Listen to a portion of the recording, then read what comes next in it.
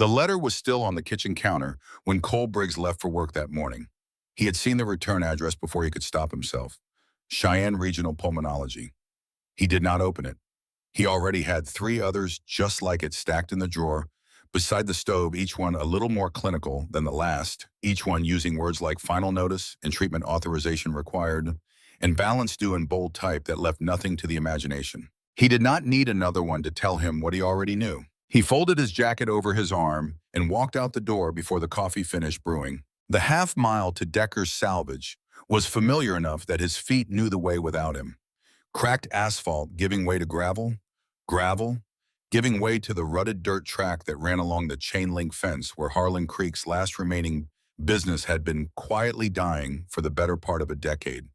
The town itself had stopped pretending sometime around the time the Garrett mine shut down 11 years back. What was left was a scattering of houses with peeling paint, a gas station that ran more on stubborn habit than reliable fuel deliveries, and the salvage yard where Cole Briggs spent 6 days a week turning other people's wreckage into something that could still be used. He did not mind the work. He minded what the work could not cover. Harlan Creek, Wyoming. Population 412, if you counted the Hendersons out on Route 9 who most people had stopped counting after the divorce. The kind of place that showed up on maps, but not in conversations. The coal money had been good, once his father used to say, back when the Garrett mine ran 3 shifts and the diner on Pullman Street stayed open past 9, and men like Earl Briggs could make a decent wage doing honest work underground. Back before the accident. Back before a lot of things. Cole had been 14 when they brought his father out of the mine on a stretcher, and the stretcher had not been moving and the men carrying it had not been running, which was how he knew before anyone said a word. He had been 17 when his mother packed a bag and drove west without leaving a note, which was its own kind of lesson about what people did when the weight got to be more than they could carry. He had been 18 when the doctors in Cheyenne first used the words pulmonary fibrosis in a sentence about his 16-year-old sister, and something inside him had quietly rearranged itself into a shape he did not have a name for yet. Something harder, something that did not sleep well and did not stop moving and had long since stopped asking whether things were fair. Things were not fair. He had understood that since he was 14 years old. The question that mattered was what you did with the ground you were actually standing on. Abby was 16 now. She had been 16 for 4 months, and the birthday cake Cole made her had been lopsided and the frosting too thin because he had been working a double shift the day before and had not gotten home until midnight. But she had laughed at it the way she laughed at most things, with her whole face and both eyes before the laughing turned into coughing and the coughing turned into that sound. That particular catch and rasp that made Cole's chest go tight every single time, no matter how many times he had heard it. He had learned to count her breaths without looking like he was counting them. He had learned to keep the spare inhaler in 3 separate places, the nightstand, the kitchen shelf beside the good mugs, and his jacket pocket. He had learned the difference between a bad morning and a bad morning that needed the emergency room, and he had learned it the hard way twice. Driving 40 miles on empty Wyoming roads at 2 in the morning, with Abby in the passenger seat pressing her hand flat against her sternum like she could hold the air in by force of will. She could not, nobody could. But she tried anyway, which was one of the things he loved about her most, and one of the things that broke his heart on a regular basis. The medical bills from those 2 emergency room nights alone were still sitting in the drawer. They kept company with the other bills, the regular ones, the monthly ones, the ones that had started as manageable and were now something else entirely. Cole did the math in his head the way he did every morning on the walk to the yard, running the numbers through the same sequence. Income minus fixed costs, minus medication, minus rent, minus food, minus utilities. And he arrived at the same number he always arrived at, which was a number below 0. A number that told him he was not falling behind. He was already behind.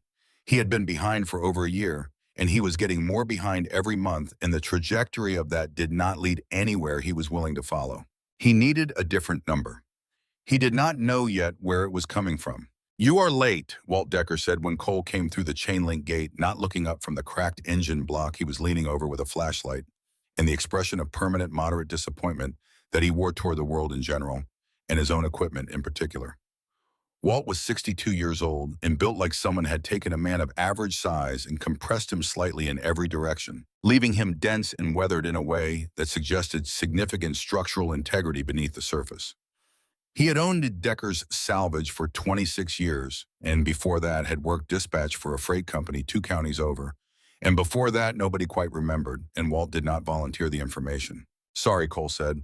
Abby had a rough one. Walt's face shifted by roughly a degree, which for Walt was equivalent to a lengthy expression of sympathy and genuine human concern. She all right. She will be. Cole said it the way he always said it, flat and certain, like a fact, rather than a hope, like something he had decided and was not prepared to reconsider. He grabbed his gloves off the workbench without stopping. You said there was a scrap drop at the south fence. Walt nodded, still not quite meeting his eyes.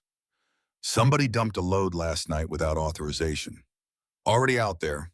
Might as well sort through before I haul it. He paused. You eat this morning. Cole pulled his gloves on and headed south without answering, because some questions did not have good answers, and he had learned a long time ago which ones to simply walk away from. The scrap pile was bigger than Walt had implied.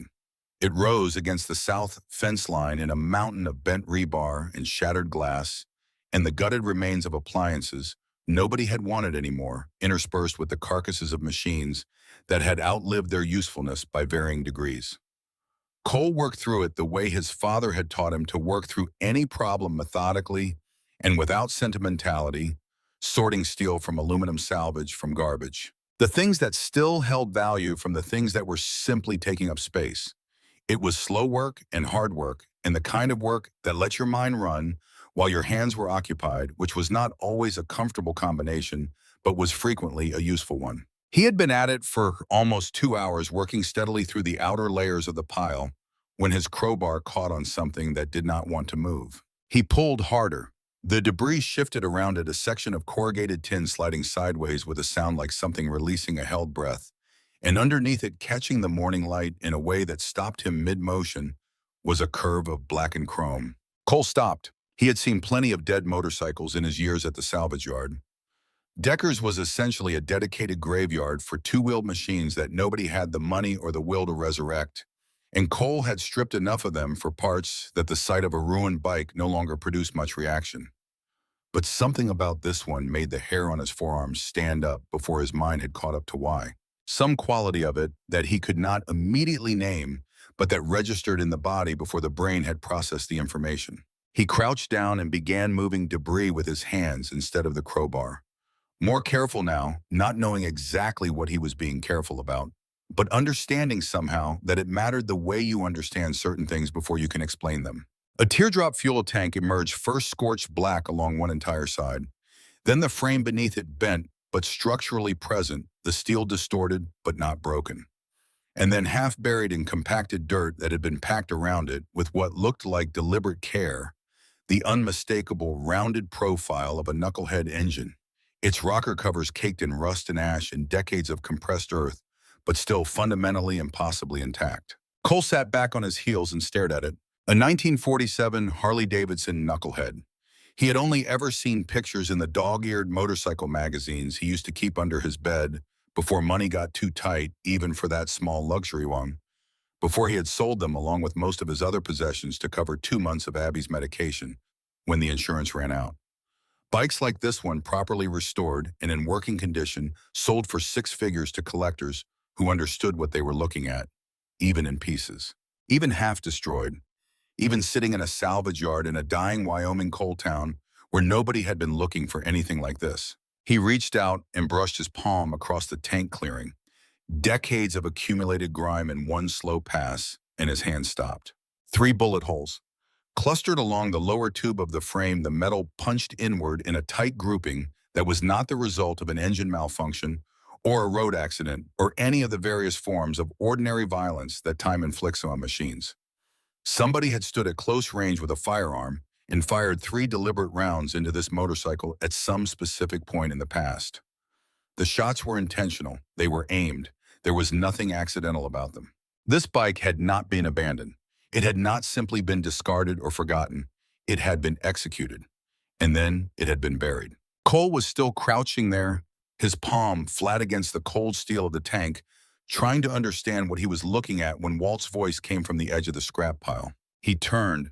Walt was standing there, and the color had gone out of the older man's face in a way that Cole had never seen before, the blood retreating from his cheeks and forehead until his skin had the quality of old paper left in a drawer. "Cover it back up," Walt said. His voice was not a request. It was not a suggestion. It was the voice of a man speaking from a place of genuine and specific fear. Walt, Cole kept his own voice steady, measured the voice he used with Abby when he did not want to alarm her. "You need to tell me what this is." "I said, cover it back up, son." Walt was already moving forward faster than Cole had ever seen him move, his hands reaching for the tin sheeting, like a man who knew exactly what he wanted to do and intended to do it immediately. "Leave that Harley alone. Some things are buried for a reason." Cole stood up and stepped between Walt and the motorcycle without quite deciding to do it, the movement happening before the conscious thought that prompted it. Walt stopped. They looked at each other across 3 feet of scrap metal in the distance of things unsaid, and Cole noticed that the older man's hands were trembling slightly, which in 26 years of knowing Walt Decker, he had never once observed. "Talk to me," Cole said. Walt stared at the bullet holes in the frame for a long moment. Something in his face was working through a process that Cole could not follow from the outside, some internal negotiation that had been going on for a long time and had just reached a new stage. "Get back to the front lot," Walt finally said. His voice had flattened into something different from his usual gruff economy of expression. Flat in the way of something pressed down for a very long time under considerable weight. "I mean it, Cole. Walk away from this one." Cole did not walk away from it. That evening, after Walt had locked up and driven home, and the salvage yard had gone quiet in the way of places that contain a lot of broken things and hold them patiently, Cole came back. He had a headlamp and a set of tools he had left deliberately in the work bay that morning before Walt arrived, and he had the feeling he had been carrying since he first saw the chrome catch the light. The feeling that this mattered in a way he could not yet fully articulate, but was as certain of as he was certain of Abby's breathing, and the number in the drawer, and the specific weight of being the only person left standing between his sister and the things that could hurt her. He worked carefully and slowly, documenting everything with his phone camera before he touched it, driven by an instinct he did not stop to examine. The frame was more solid than it had appeared under the debris. Whoever had buried this motorcycle had wrapped it, first tarped it, packed it in a way that communicated intention that said this was not casual disposal. They had wanted it to survive, even as they were hiding it. That contradiction sat at the back of his mind like a stone in a boot, uncomfortable and impossible to ignore. He was working on the rear section of the frame, cataloging components, when his fingers found something inside the hollow of the main tube that should not have been there. Something that had not been placed there by any factory and did not belong to any part of the motorcycle's original construction. He stopped, reached in with 2 careful fingers. Metal, small, cold against his skin, even in the evening heat. He pulled it out slowly and held it under the headlamp. Dog tags. The chain rusted through in 2 places, but the links still holding the tags themselves tarnished green-black with age, but the stamped letters legible when he angled them just right toward the light. Jacob Holden. A service number in full. Blood type O positive. His heart had accelerated, and he was aware of it. He kept going more carefully, still reaching deeper into the tube, and found a second item wedged tightly toward the lower curve of the frame. A small waterproofed canister, the kind you use to keep matches dry on extended camping trips, sealed with a rubber gasket that had dried and cracked over the decades but had mostly held. He pried it open with his multi-tool on the workbench, taking care not to damage whatever was inside. A photograph emerged first, protected by a layer of wax paper that had yellowed but done its job. 2 men standing beside this exact motorcycle in what looked like the grounds of a large outdoor rally, the bike younger and gleaming and fully alive in the background, dust and sunshine. One man was older, dark-haired, his leather vest dense with patches Cole could not quite read in the faded image. The other was younger, blonde, grinning at whoever held the camera with his arm thrown around the older man's shoulders, in the easy way of people who have known each other long enough to stop being careful about how they show it. On the back of the photograph, in pencil that had faded to the edge of legibility but had not quite crossed it, J and N. Sturgis, 94. Brothers always. Then rolled tightly and secured with a rubber band that dissolved to powder when he touched it, a single sheet of paper. Cole unrolled it with both hands and read it twice, once quickly, and then again slowly before the full shape and weight of what he was looking at came clear in his mind. A ledger. Names and dates and dollar figures written in cramped, urgent handwriting, the letters slightly uneven in a way that suggested the writing had been done quickly and under pressure, perhaps in poor light, perhaps with someone listening nearby. Vincent Cross, $40,000. Silence regarding permit fraud in county development records. Sheriff T. Cobb, $15,000 per month. Transport route oversight. Falsified eminent domain documentation pending county approval.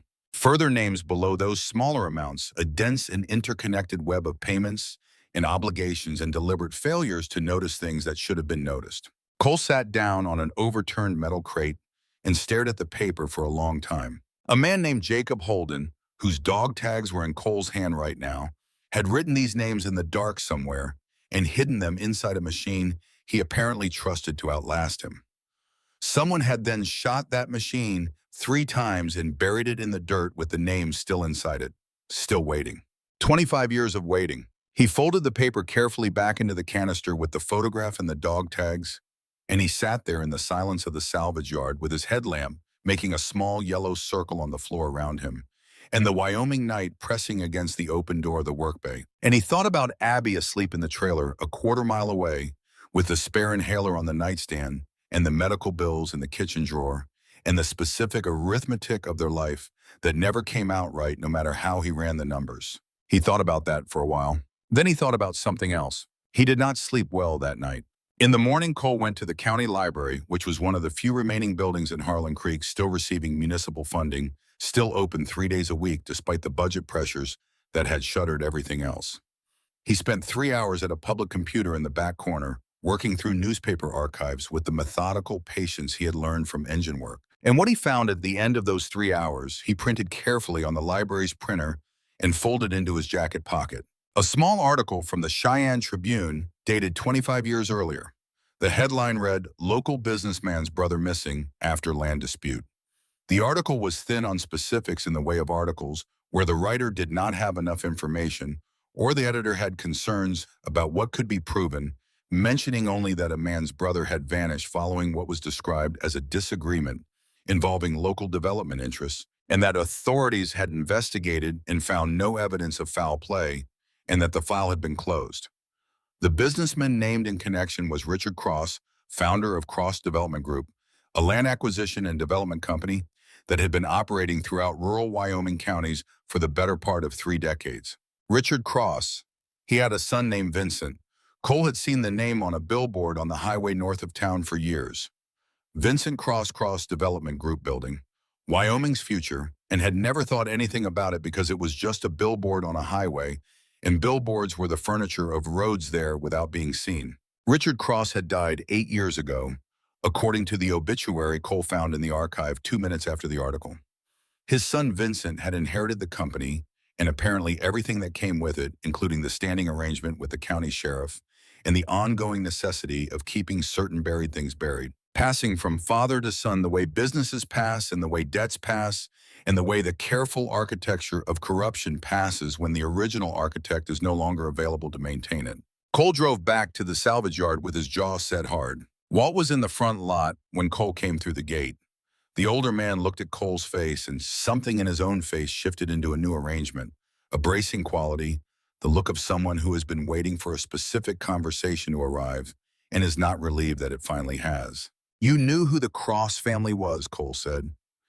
He said it as a statement rather than a question because he had made his peace with what the answer was going to be before he asked it. Walt was quiet for a long moment. He set down the wrench he was holding, setting it down with a deliberateness that said he was giving this his full attention, and he looked at the dirt between his boots. "Tell me," Cole said. Walt exhaled long and slow, the sound of a man releasing pressure that had been building for a very long time. "I bought this property 26 years ago," he said. "The man I bought it from, Pete Rollins, told me one thing about that pile by the south fence before we signed the papers. Said a man had come out to see him in the middle of the night a year before paid cash to have something buried and packed away proper. Paid additional cash to make sure Pete never spoke about it and never went looking. Pete told me this because he wanted me to understand that whatever was out there had nothing to do with him and was not going to have anything to do with me either. Did Pete tell you who the man was? No, but I was there the morning after I bought the place, going through the property before the paperwork was fully processed, and I saw a car leaving by the south access road.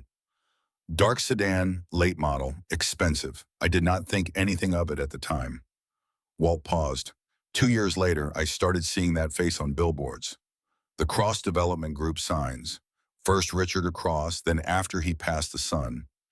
Same face essentially. Same jaw, same way of holding himself. I recognized Vincent Cross from the photographs the first time I saw one. Cole kept his voice level. And you stayed quiet. Walt looked at him. I had everything I owned in this property by then. Everything I had. I had 2 employees at that point. I told myself whatever was buried had nothing to do with me, and the man involved was either dead or gone, and it was history, and history stays where it is if you leave it alone. Cole looked at the older man for a long moment, long enough to let the silence have some weight. There is a ledger inside that frame, he said. Names and dollar amounts. Sheriff Cobb on a monthly payment. Vincent Cross paying for silence on permit fraud. And a man named Jacob Holden, whose dog tags I pulled out of the frame last night, who disappeared 25 years ago, and whose body was never found, and whose case file was closed in about 2 weeks. Walt closed his eyes. The trembling that Cole had noticed the day before was back in his hands. Jacob Holden was building a case against Cross and the people on his payroll, Cole said. He had the documentation and he was going to do something with it. And then somebody shot his motorcycle 3 times and buried it in your yard and closed the file. Cole let that sit. That is what is out there under your south fence. That is what you have been not thinking about for 26 years. Walt said nothing for a long time. When he finally spoke, his voice was very quiet. I know what it is. I have known since the day I saw that face on the billboard. I just chose not to know it. Cole went back to the bike. That afternoon, while he was working in the small work bay behind his trailer, carefully documenting the frame dimensions and photographing every component with his phone camera, a black sedan turned off the main road and came slowly up the gravel track. He watched it through the bay window without moving. It parked outside the chain-link gate and a man got out, 60 or thereabouts. Silver hair combed back, wearing a charcoal suit that was expensive in the quiet. Confident way of clothes that do not need to announce their quality, because the quality is simply present. He moved with the deliberate, unhurried quality of a man accustomed to arriving at places and having those places adjust themselves to accommodate him. He came through the gate and crossed the gravel yard and stopped at the entrance to the work bay.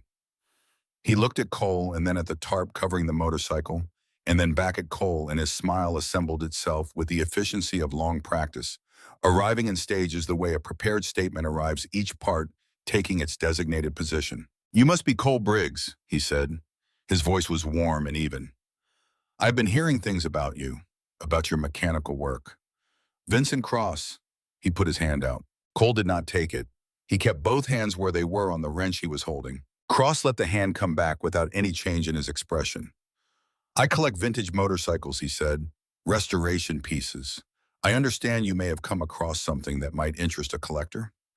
He paused just long enough. A 1947 knucklehead, if what I heard is correct. Cole said nothing. Cross reached into his jacket and produced a business card, setting it on the workbench surface between them. I would like to make this simple, he said. $200,000. Cash if you prefer. No questions, no paperwork beyond the title transfer for no delays.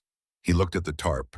I think we can agree that is a fair price for something you found in a scrap pile. Cole looked at the business card. He thought about the bills in the kitchen drawer. He thought about what $200,000 would do specifically in concrete terms in the life he and Abby were currently living. He held that thought long enough to understand it fully, and then he set the wrench down on the workbench beside the card. It is not for sale, he said. Cross's smile did not disappear. It changed. Something behind his eyes went from warm to measuring the way a room changes when the light source shifts. Everything finds its right price eventually, Mr. Briggs. You just have not heard the number yet. Cole held his eyes. There is not a right number. The smile maintained itself for a moment longer, held in place by discipline rather than feeling, and then something behind it simply stopped the way a machine stops when you cut the power, and what remained was a stillness that Cole felt as a temperature change in the air around him. Cross picked up the business card, returned it to his jacket pocket, and turned for the gate without another word. At the gate, he paused, not looking back. Salvage yards are unpredictable places, he said. The voice was light conversational, the voice of a man discussing weather, equipment failures, falling debris. Things catch fire out here in the summer heat. He let a beat of silence do the rest. Think carefully, Mr. Briggs. These situations are easier to manage when everyone is reasonable about them. The sedan moved out onto the road and was gone. Cole stood in the entrance to the work bay for a long time after the sound of the engine had faded completely. He looked at the tarp. He looked at the road. He thought about the specific quality of what had just been said and what it meant about the man who had said it and what it meant about what this was. Then he went inside and sat at the kitchen table and waited for Abby to come home from the neighbor's house, where she spent her afternoons 3 days a week. And when she came in and saw his face, she stopped in the doorway. "What happened?" she said. He told her everything. He had gotten very good at lying to her over the years, the soft, protective kind of lying that was really just fear wearing different clothes, but something about this day had changed the calculation on that. He told her about the ledger and the dog tags and the photograph and what he had found in the library, and the man in the charcoal suit who had stood in his work bay that afternoon with his practiced smile and his $200,000 and his quiet reference to how things catch fire in summer heat. Abby listened without interrupting, which was one of her consistent qualities. When he finished, she was quiet for a moment, and in the quiet, the sound of her breathing was the only thing in the room. "He threatened you," she said. Her voice was level. "More or less. That is a man who is used to problems going away," she said. "And you are a problem that is not going away." She met his eyes. "What are you going to do?" Cole looked at the ledger spread out on the table. He looked at the photograph propped against his coffee mug. The two men grinning at a camera 25 years ago, the motorcycle young and gleaming between them. "First," he said, "I am going to find the family of the man whose name is on those dog tags. Because if he died building that case, his family deserves to know it. They deserve whatever truth is left to give them." He paused. "And then I am going to fix the motorcycle." Abby looked at him steadily. "You cannot afford the parts. I will work it out." "Cole." Her grip on his wrist was thin but stubborn. "I do not want you getting hurt over this.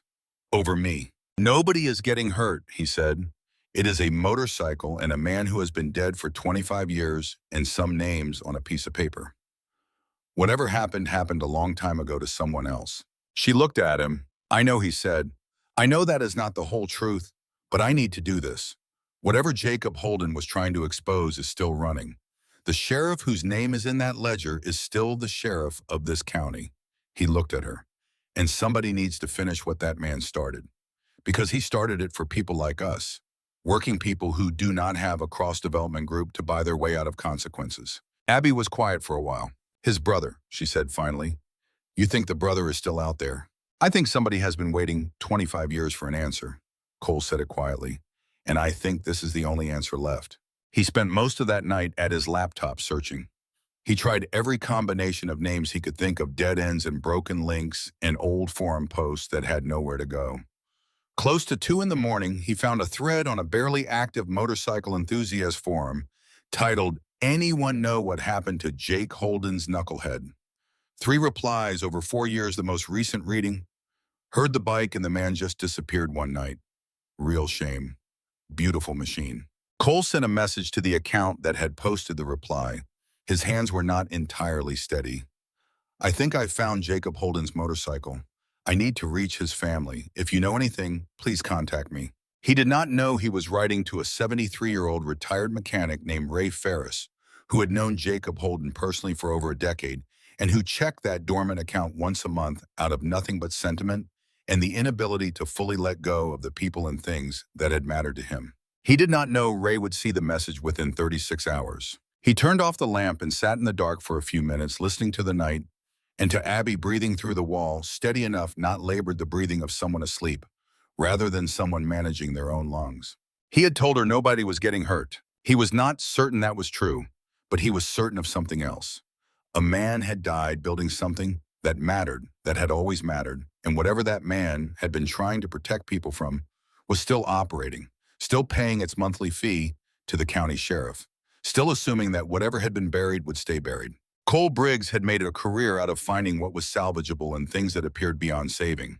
Tomorrow, he would start pulling the engine. The next morning, Cole went to the yard before Walt arrived, which had never once happened in the 3 years he had worked there. He went straight to the south fence and stood in front of the uncovered motorcycle in the early gray light and looked at it again the way you look at something a second time when you need to confirm that what you saw the first time was real. It was real. Walt pulled through the gate at 6:45 and stopped when he saw Cole standing there and the tarp pulled aside.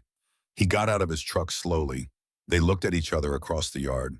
"I was not going to take it without telling you," Cole said. "I wanted to look again in better light." Walt walked over. He stood beside Cole and looked at the frame and the tank and the bullet holes and the engine, and his jaw was tight in the way of a man who has made a decision but not yet said it aloud. "You want the whole story," Walt finally said. "Yes." Walt looked at the knucklehead for another moment. Then he nodded one short movement and sat down on a piece of rebar that had been pushed to the edge of the pile, and he told Cole what he knew, all of it this time, not the partial version from the day before, but the complete accounting he had apparently been carrying for 26 years and was now willing to set down. Pete Rollins, the man he had bought the property from, had been more forthcoming with Walt than he had with most people, Walt said, because Walt had been a fair buyer and had not tried to negotiate the price down unfairly, and Pete had respected that. On the day of the final property walkthrough, Pete had told him about the night visitor, a well-dressed man in a nice car who had come out at 3 in the morning a year prior, paid $500 in cash, and directed Pete to the specific location where something needed to be buried deep and packed well and never mentioned. Pete had done the work himself alone in the dark, and he had been paid another $500 when the man came back the following week and verified it was done. Walt had not seen the man's face that morning, but he had noted the make and model of the car, a late model Lincoln Continental Black with a personalized plate that Walt had written down on a piece of paper out of a habit he had developed during his dispatch years when noting vehicle information was simply what you did. He had kept that piece of paper. He did not know why. He had it still in a box in his back room, along with the property purchase documents and Pete Rollins's signed disclosure and various other papers from the early years of the business. Cole looked at him. "You have the plate number." Walt nodded. "I ran it myself 2 years after I started seeing the Cross Development Group signs. I had a contact in the state DMV at that time from my dispatch days. The plate came back registered to Cross Development Group, a company vehicle. Richard Cross, majority owner." "You ran the plate," Cole said, "and you knew it was Cross and you kept quiet." Walt met his eyes without flinching from them. "Yes." "For 26 years. "Yes." Walt's voice was very flat and very honest. "I was afraid. I had my business and I had my employees, and I had the knowledge that the Cross family had enough money to make problems disappear and enough connection to the county sheriff to make people disappear along with the problems. I told myself the man whose bike was buried was either dead or long gone, and the matter was closed, and there was nothing I could do about it regardless." He paused. "I was wrong about all three of those things." Cole looked at the motorcycle. He thought about the care with which it had been wrapped and packed the intention behind that care, a man who had understood he might not come back, but had wanted his truth to survive him. He thought about what 25 years of not knowing felt like for the people left behind. "Give me the plate number," he said. Walt went and got it. That evening, Cole added the plate information to the documentation he had been accumulating, the photographs of the ledger, the transcription he had typed from memory, the newspaper archive printout, the property records he had requested from the county assessor. He was building something he understood, though he did not yet know exactly what shape it needed to take or whose hands it needed to reach. He went online and sent the forum message, and then he sat in the dark of the trailer and thought about a man who had written names in the dark and trusted a machine to carry them forward. And then he went to bed because tomorrow was a work day, and work days still required sleep, even when sleep was difficult to come by. And he was not a person who had the luxury of not doing the things that needed to be done. Walt did not sleep that night either. Cole found this out the next morning when the older man was already at the yard before him for the second time in 3 years, sitting on the tailgate of his truck with a thermos of coffee and an expression that said he had been sitting there for a while. Walt poured a second cup without being asked and handed it across. They stood in the early morning quiet of the salvage yard, looking at the south fence without looking at it directly.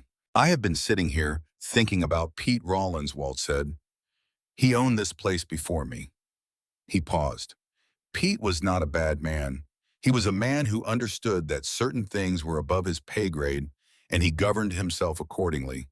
He took the money and he kept quiet, and he never spoke about it to anyone. Not even his wife, near as I could tell. He died 4 years ago. Heart. He paused again. I went to his funeral. I stood in the back and I thought about what was buried out there under the south fence. And I thought about whether I should say anything to anyone, and I decided the answer was no. The same decision I had made every time before, and I drove home and I did not think about it again until you came through that gate yesterday holding your crowbar. Cole drank his coffee. I do not know what it cost Pete to carry that, Walt said. But I know what it cost me, even though I told myself it did not cost me anything. He looked at his cup. Some things you carry without knowing you are carrying them because you do not let yourself look directly at what you are holding. He stopped. That is a form of cowardice I am familiar with from the inside. Cole said, "You are telling me this now?" "Yes." "Why now?" Walt looked at the south fence. "Because you are 20 years old and you found something that could get you killed and you looked directly at it without flinching when every reasonable person would have covered it back up and walked away." He paused. "I have been not looking directly at things for 26 years, and it has cost me more than I understood until this morning." Cole held the coffee cup and thought about his father, who had also been a man who looked directly at things and what that quality had cost him and what it had given him, and how the two were not really separable. "What do you know about Jacob Holden?" Cole said. "Beyond what you told me yesterday." Walt considered this. What Pete told me he said was that the man who came to him was careful and frightened and very specific about what he needed done and how it needed to be done. He was not a man in a panic. He was a man who had made a calculation about what was possible and what was not. He paused. Pete said the man seemed to understand that he was not going to be coming back for it. That whatever he was hiding it for someone else to find, not for himself. Cole set his cup down. He looked at the south fence and thought about a man named Jacob Holden making that calculation, understanding the math of his own situation clearly enough to know he needed to trust the machine and the future rather than himself in packing the evidence, accordingly wrapping it for survival for a long wait for whoever came along eventually. "I need to talk to you about something," Cole said. "Something I have been thinking about." Walt waited. "I am not just going to sell the bike," Cole said. "Even if I get it running and it is worth what I think it is worth, I cannot sell it to a random collector and move on. Because whoever buys it is not going to know what it is. What it actually is. They are going to have a vintage motorcycle, and I am going to have the money. And Jacob Holden's truth is going to be in someone's garage somewhere detached from everything it means." He stopped. "That does not feel like the right ending." Walt was quiet for a moment. "What does the right ending look like?" "I do not know yet," Cole said. "I think it involves the brother. I think it involves what is in those ledgers finding its way to someone who can do something with it." He looked at the fence. "And I think it involves the motorcycle being part of that, not separate from it. The bike and the truth together. That is how Jacob Holden left them, and I think that is how they should arrive." Walt looked at him for a long time. "You are going to have to be very careful," Walt said. "The people named in that ledger have resources, and they have connections in this county, and they are not going to be pleased to discover that what they thought was buried is now in the hands of a 20-year-old mechanic who has decided to do something about it. I know, you are going to need allies, people who are not inside this county's power structure and cannot be pressured or bought by the people in that document." "I know," Cole said. "I am working on it." Walt looked at him and then looked at the south fence and then looked at his coffee cup. He said, "For what it is worth, and I understand it may not be worth much. Given my track record on this particular subject, I am not going to look the other way this time." Cole said, "I know you are not." They drank their coffee. The morning continued around them. Harlan Creek waking up in the slow way of places that did not have much to wake up for the gas station flickering its sign to life. A dog barking twice and then stopping, the distant sound of a truck on the highway passing through, on its way to somewhere else. Cole set his cup down and put his gloves on and went to work.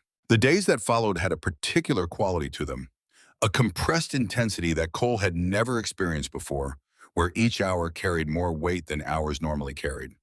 He was working 2 jobs and rebuilding an engine and managing an escalating situation with a man who had enough money and enough history to make that situation very dangerous. And doing all of it while trying not to let Abby see the full extent of what was happening because she would worry, and worrying was not good for her lungs. He was not entirely successful in keeping the full picture from her or she was 16 and she was not easily fooled. What happened to just selling it, she said one night, sitting in the work bay doorway with her blanket and her coffee and the quiet watchfulness she brought to things she was concerned about. Cole looked up from the valve train. I found something inside the engine, he said. A second document. More names, more amounts. It goes further than the first one. Abby absorbed this. She said, so now you have two documents. Yes. And the man in the suit knows you have them. Yes. And the man you are waiting to hear from, Marcus Holden, does he know about the second document? Not yet. Cole set down the tool he was holding. I want to tell him everything at once when he calls, not in pieces. Abby pulled the blanket tighter. She said, Cole, I want you to hear me say something. He waited. I know the money matters, she said.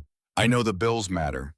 I know what it looks like every month when the numbers do not work out, and I know what you do with that, which is you get up the next day and you keep going. She looked at him steadily. But I need you to know that if the choice ever comes down to doing the right thing or protecting me, I want you to do the right thing. She paused. I mean that. I would rather figure out the money some other way than have you carry the kind of thing Walt has been carrying for 26 years.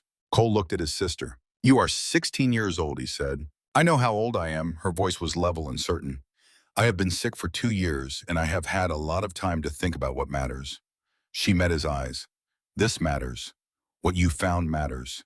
You already know what the right thing is here. He looked at her for a long moment. I know, he said. Good. She stood up and folded her blanket over her arm, then stopped feeling bad about doing it. She went inside. He listened to the sound of her footsteps down the hall and her door closing softly in the quiet that followed. Then he picked up his wrench and went back to the valve train. The engine came apart in stages. Cole worked the way his father had taught him to work, which was slowly and without shortcuts, because shortcuts were how machines died the second time, and there was no margin here for a second death.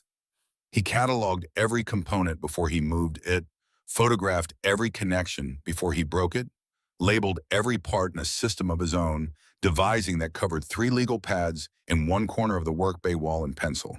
He built a reference system that he could follow in reverse when the time came to put everything back together, because he had learned from years of engine work that the easiest mistakes to make were the ones that came from confidence, from assuming you would remember something that you should have written down. The knucklehead was worse than it looked and better than it had any right to be.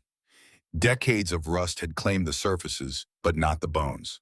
Whoever had wrapped this motorcycle before burying it had known exactly what they were doing. The tarping had been thorough, the moisture barrier intact in the places that mattered most. Water damage was present in the outer components, but minimal in the structural ones. The cam chest was salvageable. The cylinders needed work, but were not beyond it. The engine cases had the surface corrosion, but no cracking.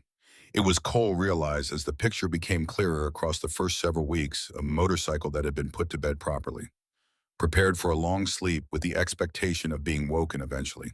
He worked on it every night after his shifts at the salvage yard and 3 nights a week after his 4-hour stint at the gas station on Route 9, which paid $11 an hour and smelled like diesel exhaust, and the particular loneliness of places that are open when nothing else is.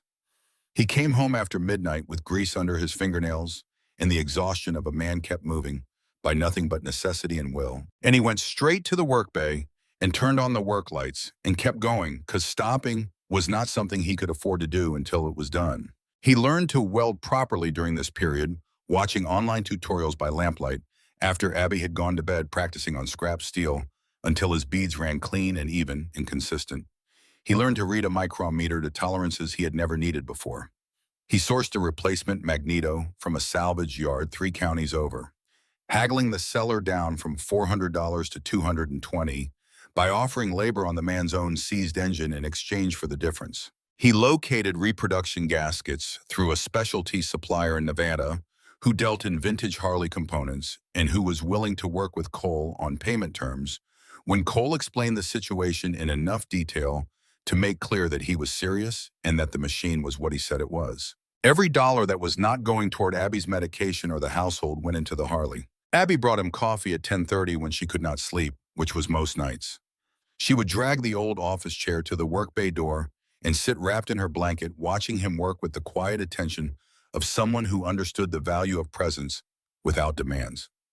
On the nights when her breathing was easier, she asked questions and he answered them without stopping what he was doing, explaining valve timing and carburetor function and the specific metallurgical reasons why a 60-year-old engine that had been through what this one had been through was not automatically beyond recovery. On the harder nights, she just sat and breathed, and he kept working, and neither of them spoke, because some things between people who have lived through enough together do not need language. He had moved the canister to 3 different locations since the afternoon Vincent Cross had come to the yard. The ledger he had photographed on his phone and stored in an encrypted cloud account he had created specifically for this purpose, using a password he wrote on the inside of his left forearm in marker every Monday morning and washed off every Sunday night. The dog tags he kept in his jacket pocket against his ribs, because Jacob Holden had carried them long enough and deserved to be carried a little longer by someone who understood what they represented. The black sedan came back twice in the first 2 weeks after Cross's visit. Always in the evening, always slow the way cars move when the driver is looking at something rather than going somewhere. Always stopping just past the trailer for a minute or two before moving on the driver's face, invisible behind the tinted glass. Cole noted the times on the inside cover of the legal pad he used for engine documentation. He did not know yet exactly what he would do with that information, but he understood with a certainty drawn from months of watching Abby's medical situation evolve that information was one of the few currencies he actually had, and he was not going to waste any of it. On the 19th day after finding the motorcycle, Ray Ferris replied to his forum message. The reply was brief. Son, if what you are saying is correct, you need to be very careful about who else you tell until you know what you are dealing with. Give me a phone number. I will call you this evening. Cole sent the number. Ray Ferris called at 7 Wyoming time.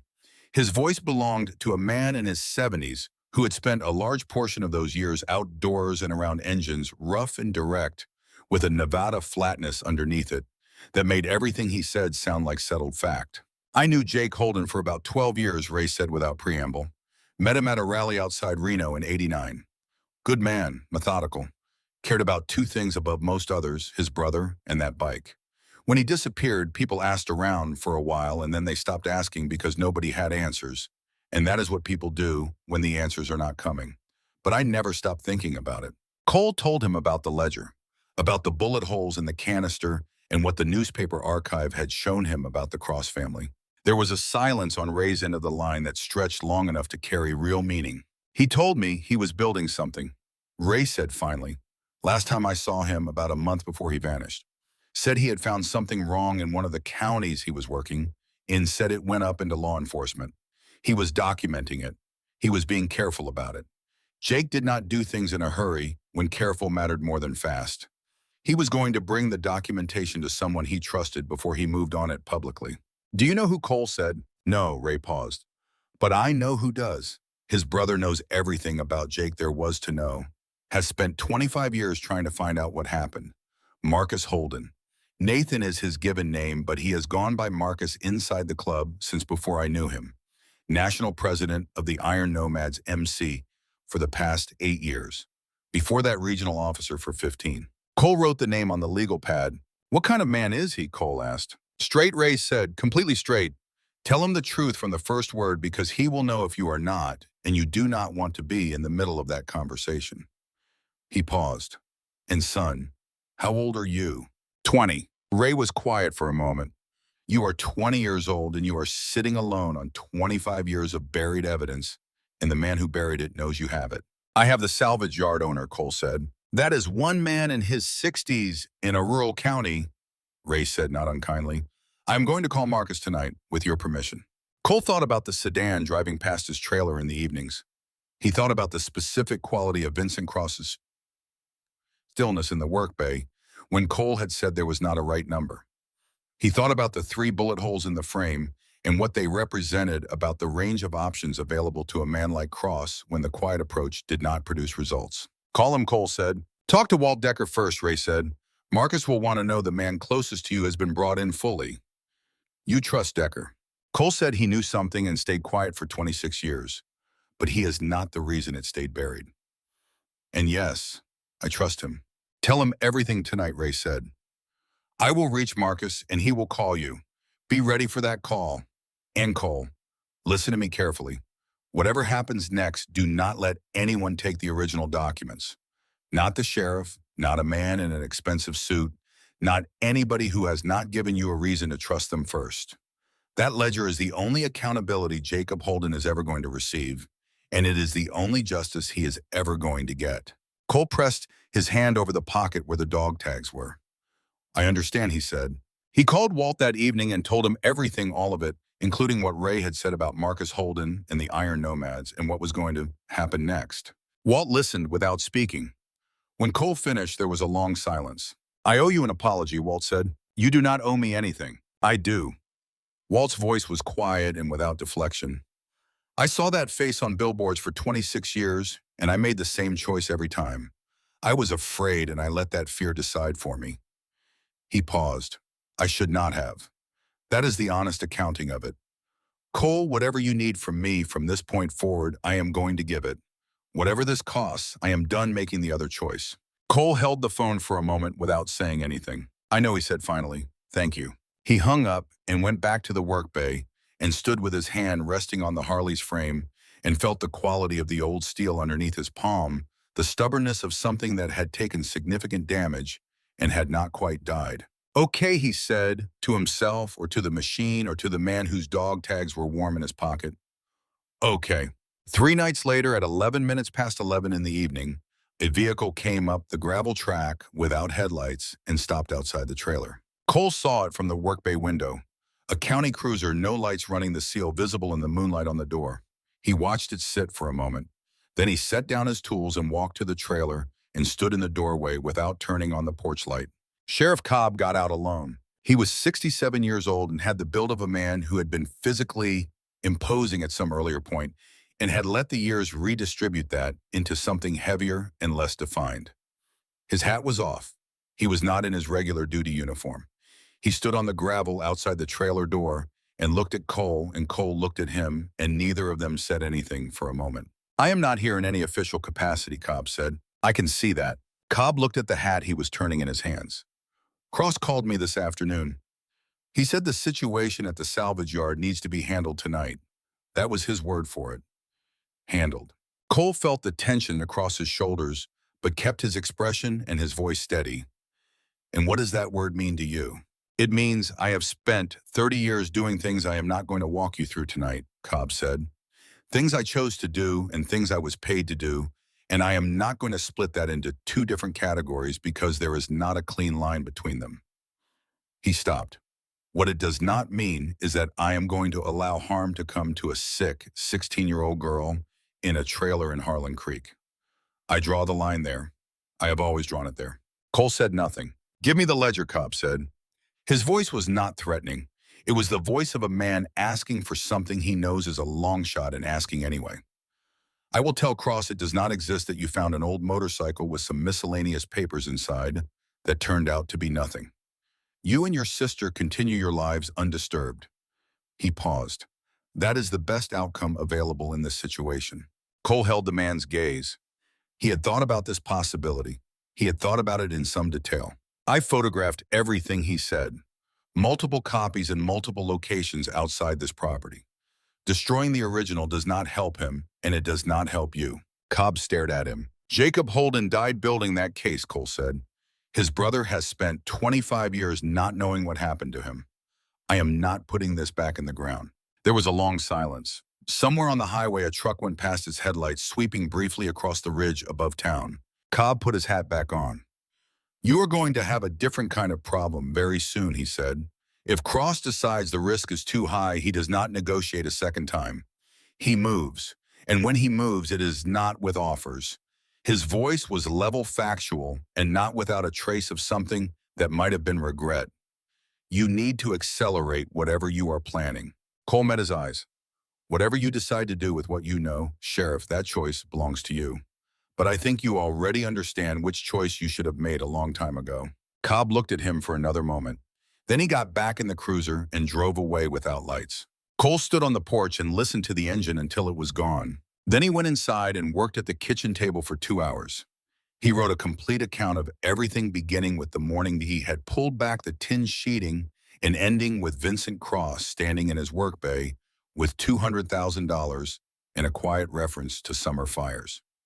He attached photographs of both ledger pages, the newspaper archive article, the photograph of Jacob and Marcus, the plate number Walt had given him. He sent this document from a new anonymous email account to 4 separate recipients: the Wyoming Attorney General's office, the State Police Criminal Division, and 2 investigative journalists whose bylines appeared on stories about county-level corruption that he found in regional publication archives.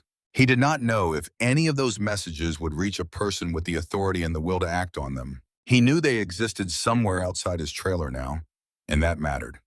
Whatever happened next, there was a record somewhere that did not depend on a single piece of paper in a single location. Walt was at the trailer door before Cole had finished his first cup of coffee the next morning. He pushed a folded paper across the kitchen table. "I had someone I trust run the plate on that sedan," he said. "2 counties over outside Cobb's jurisdiction." She ran it quiet. Cole unfolded the paper. "Cross Development Group, registered out of Cheyenne." "He has had somebody on you for at least 2 weeks," Walt said. "That I have confirmed. It may have started earlier." Cole added the paper to the legal pad. Walt sat down across from him without being invited and looked at the table between them. "Ray Ferris called me last night," Walt said. "After you, he wanted to know whether he should tell Marcus Holden that you were someone worth trusting." Cole looked up.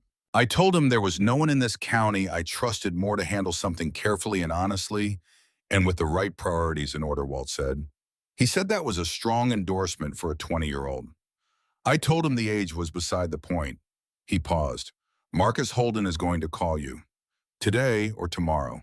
I want you to know before he does that whatever that conversation leads to, whatever the Iron Nomads can bring to this situation, you have not obligated yourself to anyone by finding what you found and doing what you have done with it.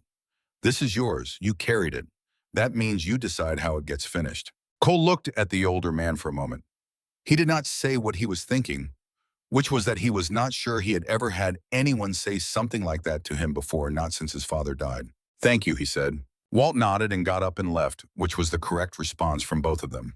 Marcus Holden called at 4:17 that afternoon. Cole was in the work bay working through the carburetor teardown when his phone showed a number he did not recognize from a state he had not placed on his map of people who called him.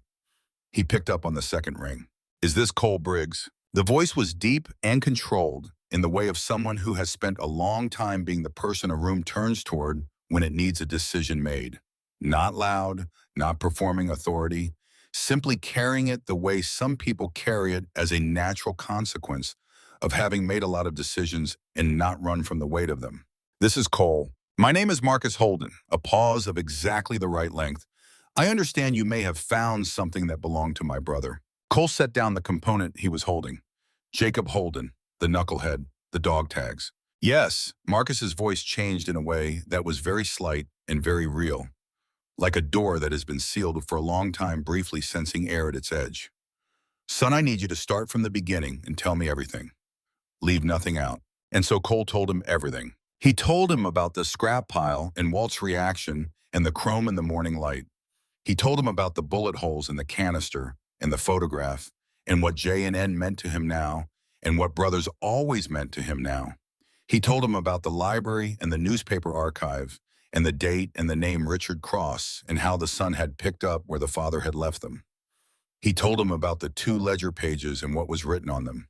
He told him about the man in the charcoal suit who had arrived in his work bay with $200,000 and a reference to summer fires and about Cobb at 11 in the evening with his hat in his hands and about the anonymous emails he had sent that morning. He told him about Abby, not as a detail but as the full context, because Marcus deserved to understand what had been driving this from the beginning and why Cole had not simply taken the money and let the truth stay buried. When he finished, there was a silence on the line that went on long enough that Cole checked the screen.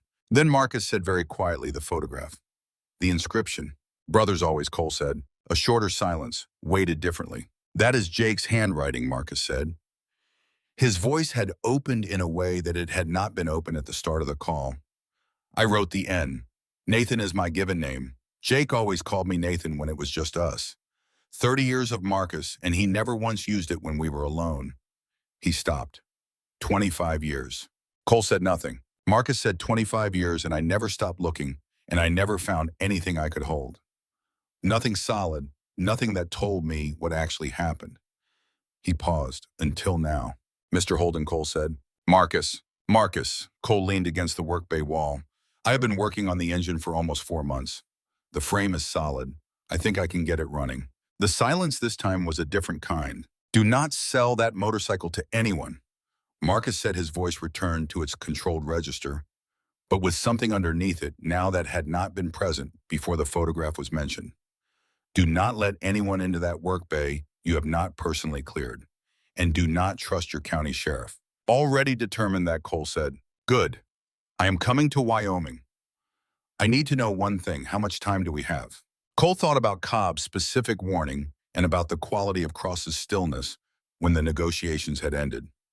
He thought about the sedan and the two men who had come to the yard and the fact that Cross had now received a clear no twice and had not yet moved to a third option. Not much, Cole said. Days, maybe less. How many riders do you want me to bring? However many you think is right, Cole said. But I need you to understand something first. This is not going to be resolved through numbers.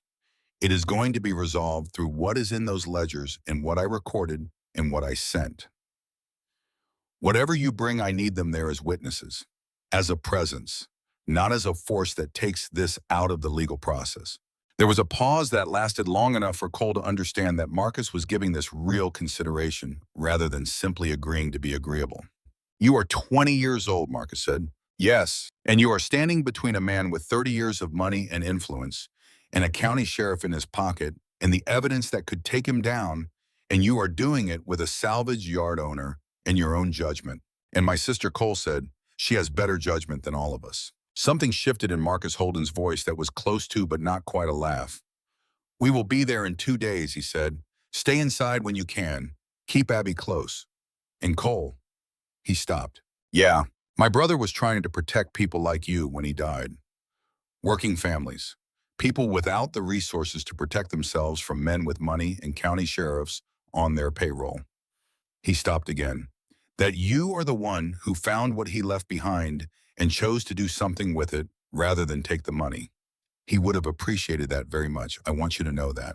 Cole stood in the work bay after the call ended with his hand on the motorcycle frame and the Wyoming evening coming through the door and the dog tags warm against his ribs. He thought about a man who had written down names in the dark and hidden them in a machine he trusted because he understood that truth had to be placed somewhere it could outlast him. He thought about a brother who had spent 25 years carrying the weight of not knowing and had not put it down. He picked up a wrench. Cross sent his people 2 days before Marcus was scheduled to arrive. It was midday. Cole was alone in the yard when the truck came through the gate, newer Model 2 occupants, and the way the passenger got out and moved across the yard told Cole everything he needed to know before a word was spoken. His phone was already in his pocket, and the recorder was already running. He had started doing this on day 16 of the sedan appearances when he had thought through what he actually had to work with and realized that his own documentation was one of the few things he could add to the ledger that no one could take back. The man walked up to him and stopped at a distance that was just outside conversational range, which was itself a form of communication. Mr. Cross wants to know if your position has changed, the man said. My position has not changed, Cole said. That is going to create some difficulty. I imagined it would. The man looked at the work bay. He looked at Cole. He said, there are people who have been patient about certain situations for a long time. Patience has limits. The things that cannot be replaced are worth thinking about more carefully than the things that can be. Cole said, I want you to know that 3 copies of the documentation I found inside that motorcycle have already left this property through channels that do not run through Harlan Creek. They went to the state attorney general's office, the state police, and 2 journalists. Destroying the original or removing the motorcycle does not change that.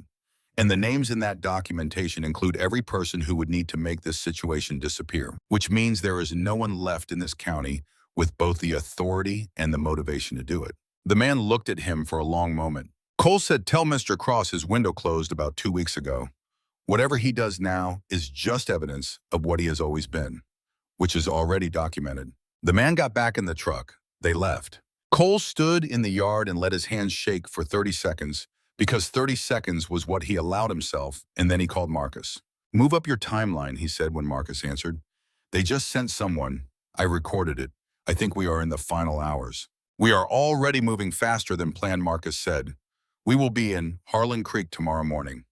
Cole, stay away from windows tonight. Keep your doors locked. Does Abby know to stay inside?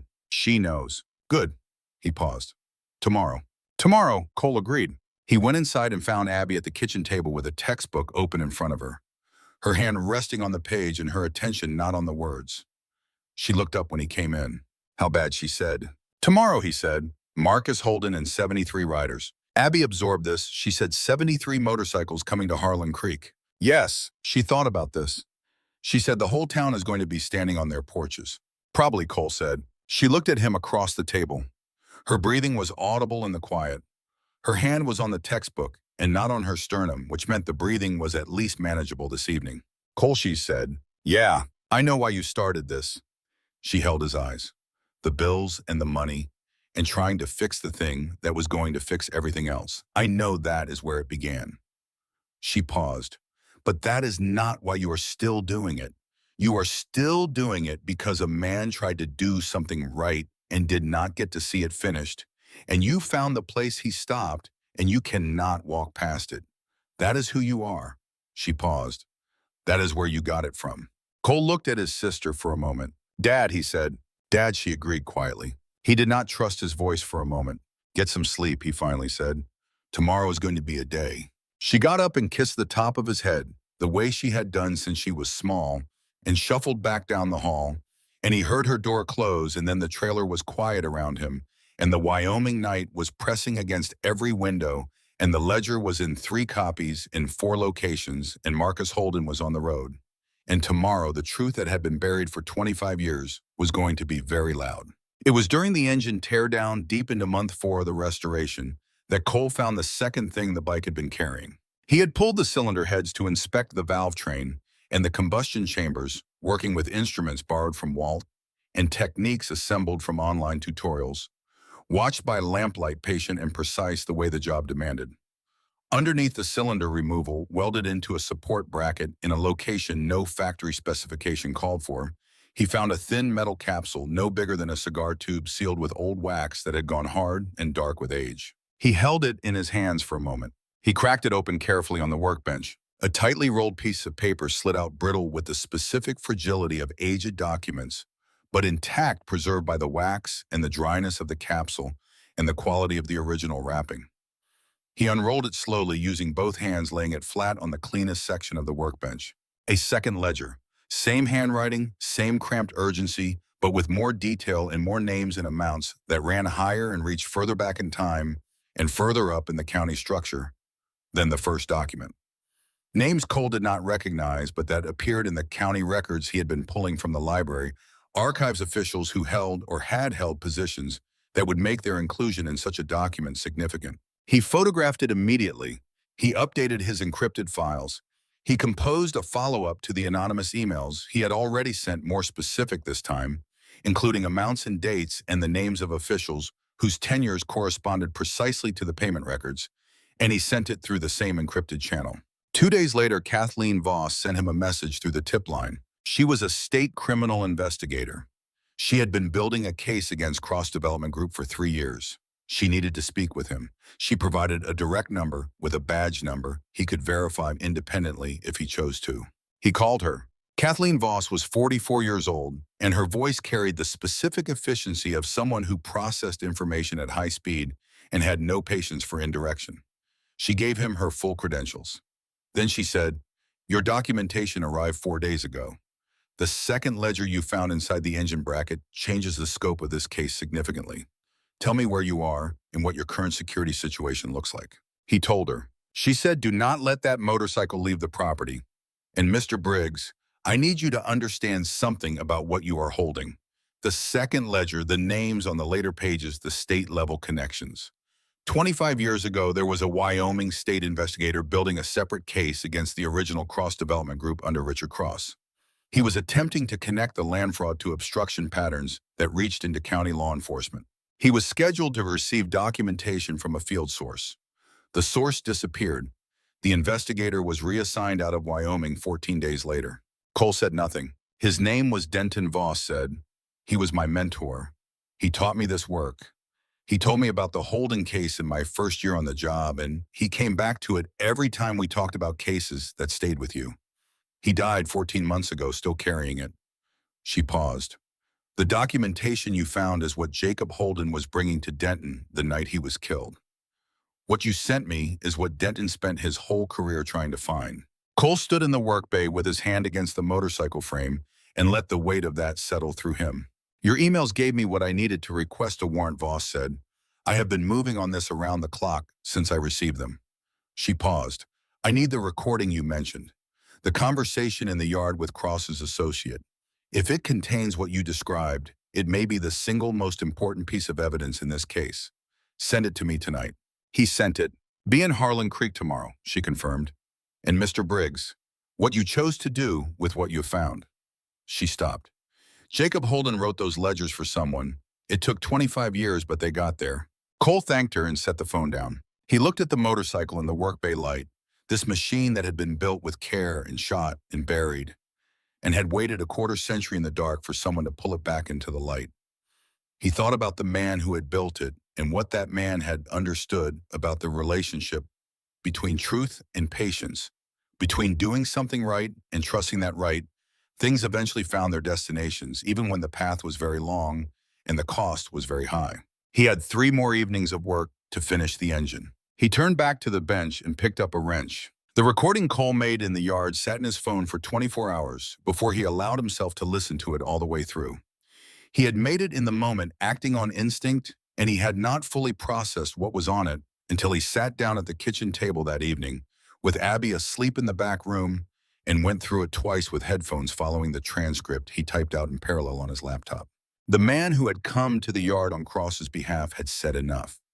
Not everything, not the explicit confession that would have made this simple, but enough to be meaningful in context enough to connect Cross to the ongoing suppression of information about Jacob Holden's disappearance, enough to demonstrate that Cross understood what was in the motorcycle's frame and that he was treating it as a material threat rather than an antique curiosity. Cole listened to himself in the recording. He had sounded calmer than he had felt. That was something. He sent the recording to the encrypted channel Kathleen Voss had given him, and then he sat at the kitchen table and looked at the wall for a while and thought about what it meant to have done the thing rather than simply having decided to do the thing. There was a difference between those two states that he had not fully appreciated until tonight. He thought about his father, who had been the kind of man who always did the thing once he had decided to do it, who had not had a large gap between deciding and acting, who had carried that quality through his working life and into the mine on the last morning of his life with the same even-tempered consistency he brought to everything else. Cole was not certain he was that kind of man by nature. He was not certain the quality was inherited rather than built. But he was beginning to understand that it could be built, that the distance between deciding and acting could be shortened through practice, through doing the thing enough times that the gap began to close. He closed the laptop and went to bed.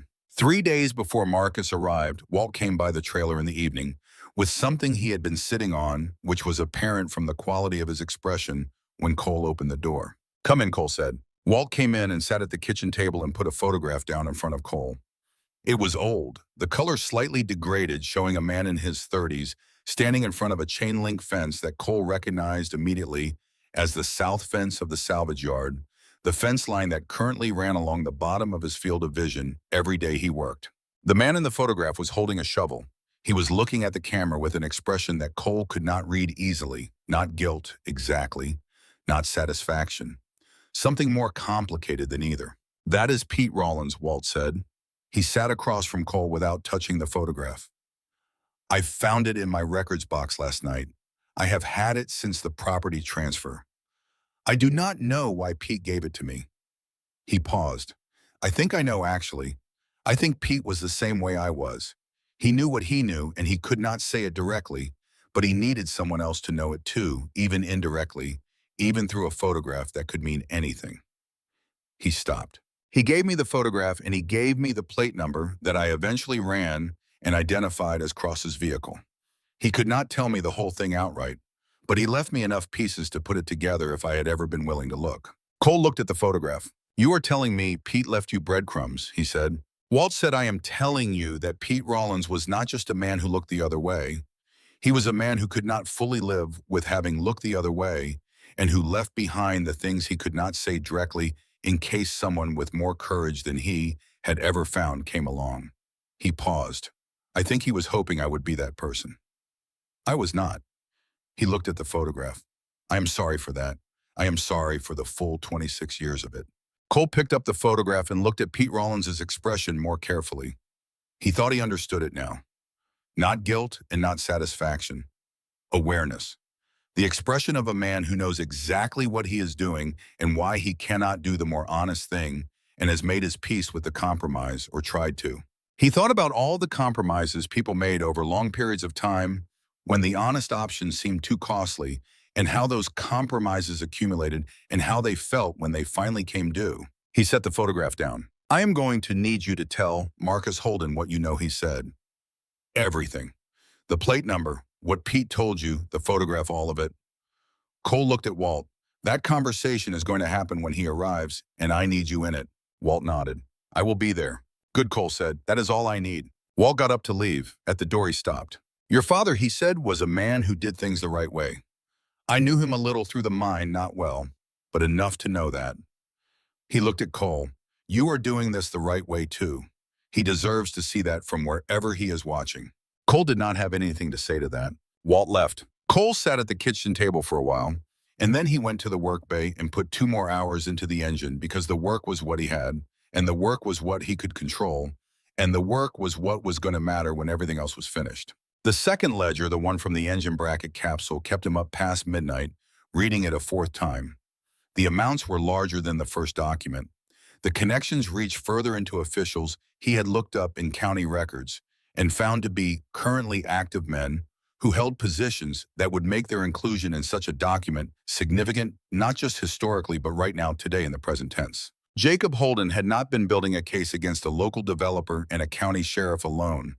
He had been building a case against a structure. Cole thought about what that meant. He thought about what it had cost. He thought about a man in his 30s who had understood the full size of what he was looking at and had decided to do something about it anyway. Not because the odds were good, but because the alternative was doing nothing, and doing nothing was not something Jacob Holden was apparently able to reconcile with who he was. He thought about that for a long time. Then he typed another email to Kathleen Voss. He described the second ledger in detail with the photographs attached, and he listed every name in it with the position each person had held and the corresponding dates from the payment records. He sent it at 11:47 at night, and he did not know that Voss was awake and would see it within the hour, and that reading it would keep her awake through the rest of the night, working through implications and cross-referencing records, and beginning to understand the full scope of what a 20-year-old mechanic in a dying coal town had managed to pull out of the ground. He did not know any of that. He just sent the email and went to bed. The night before Marcus arrived, Cole could not sleep. He lay on the couch with the trailer quiet around him and the Wyoming dark pressing against the windows, and he went through everything in his mind. The way you go through an engine before a critical run, checking each component, each connection, each thing that had to hold. The original ledger documented photographed multiple copies outside the property. The second ledger, same. The recording transmitted to Voss evidence of ongoing suppression rather than just historical crime. Marcus Holden and 73 riders on the road arriving in the morning. Kathleen Voss in motion warrant application in process. Sheriff Cobb a wild card, but a wild card who had made his position clear, or as clear as a man like Cobb was capable of making things. Vincent Cross aware that his window was closing, likely in the process of deciding whether to accelerate. Abby asleep in the back room, breathing steady, the spare inhaler on the nightstand. He went through the list twice and could not find anything he had missed, anything he had not done that needed doing before morning, which was either reassuring or a sign that he was too tired to see what he was missing. He lay there and listened to the Wyoming night and thought about Jacob Holden lying awake somewhere 25 years ago with his own list of things that needed to hold and his own knowledge of who was on the other side of it and the specific quality of courage that was not the absence of fear, but the decision to proceed despite the full, clear-eyed awareness of it. He thought about that for a while. Then he slept. The last bolt went in at 4:17 in the morning. Cole sat back on his heels and looked at the engine fully assembled under the work lights. Every component cleaned and seated, and torqued it to the specification printed on the page beside him. 7 months of salvage, yard days, and gas station nights and stolen hours had come down to this, a knucklehead engine that had been shot and buried and silent for 25 years, sitting in a work bay in Harlan Creek, Wyoming, asking to be started. He did not try to start it yet. That was for morning. That was for when it mattered most. He turned off the work lights and went inside and lay down on the couch without taking off his boots, and was asleep before the next thought formed. He woke at 6 to the sound of Abby in the kitchen, moving with the careful economy she used on mornings when her lungs were less cooperative, conserving effort without calling attention to it. He lay still for a moment and listened to her breathe, and when the rhythm sounded manageable, he got up. She had made coffee. She poured him a mug without being asked, and they stood in the kitchen while the morning came up cold and clear over the ridge, and neither of them said anything because there was not anything to say that the morning was not already saying more clearly. Today was today. They both knew what that meant. Today, Cole said. She nodded. He drank the coffee and went back to the work bay. He checked every connection with the thoroughness of a man who understood that the difference between an engine that started and an engine that failed to start was usually not the large things, but the small ones. The connection that looked secure, but was not quite seated. The gasket that was almost right, but not right enough. Fuel line, ignition wire, throttle cable. He had sourced the replacement magneto 3 counties over and spent 2 weeks getting the timing calibrated to factory specification, cross-referencing 3 different manual sources to make sure. He had rebuilt the carburetor from components and sourced a reproduction air filter through the Nevada supplier and fabricated 1 bracket from scrap steel when the original had corroded beyond saving. The tires were new. The chain was new. The seat had been recovered by a woman in Rollins who had taken the job at cost when Cole told her what the motorcycle was and what it had been through, and had done it in plain black leather because she said that was what the bike called for. He put his hand flat against the tank. The steel was cool from the night. The chrome he had polished in 3 sessions over the past 2 weeks caught the morning light coming through the bay window and threw it back, and the machine looked in that light, not like something that had been restored, but like something that had been returned to itself. He reached for the key. The engine turned over on the 3rd kick. It coughed. It caught. It coughed again, and then something settled in it, and it found its rhythm, a deep rolling thunder that filled the work bay from wall to wall and came up through the concrete floor or into Cole's boots and into the bones of his feet and his legs and his chest. The kind of sound that does not merely occupy a room, but displaces some of the air in it, taking up space in a way that a human voice or a quiet machine never does. Not noise. Presence. Cole stood back and listened to it run. He had expected something large in that moment, something matching the scale of 7 months of effort. What arrived instead was quieter than he had anticipated. Not triumph, not relief exactly, something closer to recognition, the feeling of finally understanding a language you have been studying long enough that the words stop requiring translation and simply mean what they mean. This machine was alive again, not because Cole Briggs had exceptional gifts, because he had refused to leave it alone. He ran it for 4 minutes, listening for problems that did not announce themselves, watching the temperature and the fuel flow and the small signs that experience had taught him to read. There were no problems. The engine ran clean and even, and with the authority of a machine that had been built well and was now finally operating within the conditions it was built for. He killed the engine. The silence afterward was enormous. Then he took out his phone and called Marcus Holden. "They are close," Marcus said before Cole could speak. 20 minutes from the junction. The engine started, Cole said. A silence on the other end. Not long, but complete. "I heard it from the junction," Marcus said. His voice was rough at the edges, in a way Cole had not heard before from this man. "We all heard it." "Cole." "Come on in," Cole said. He heard them before he saw them.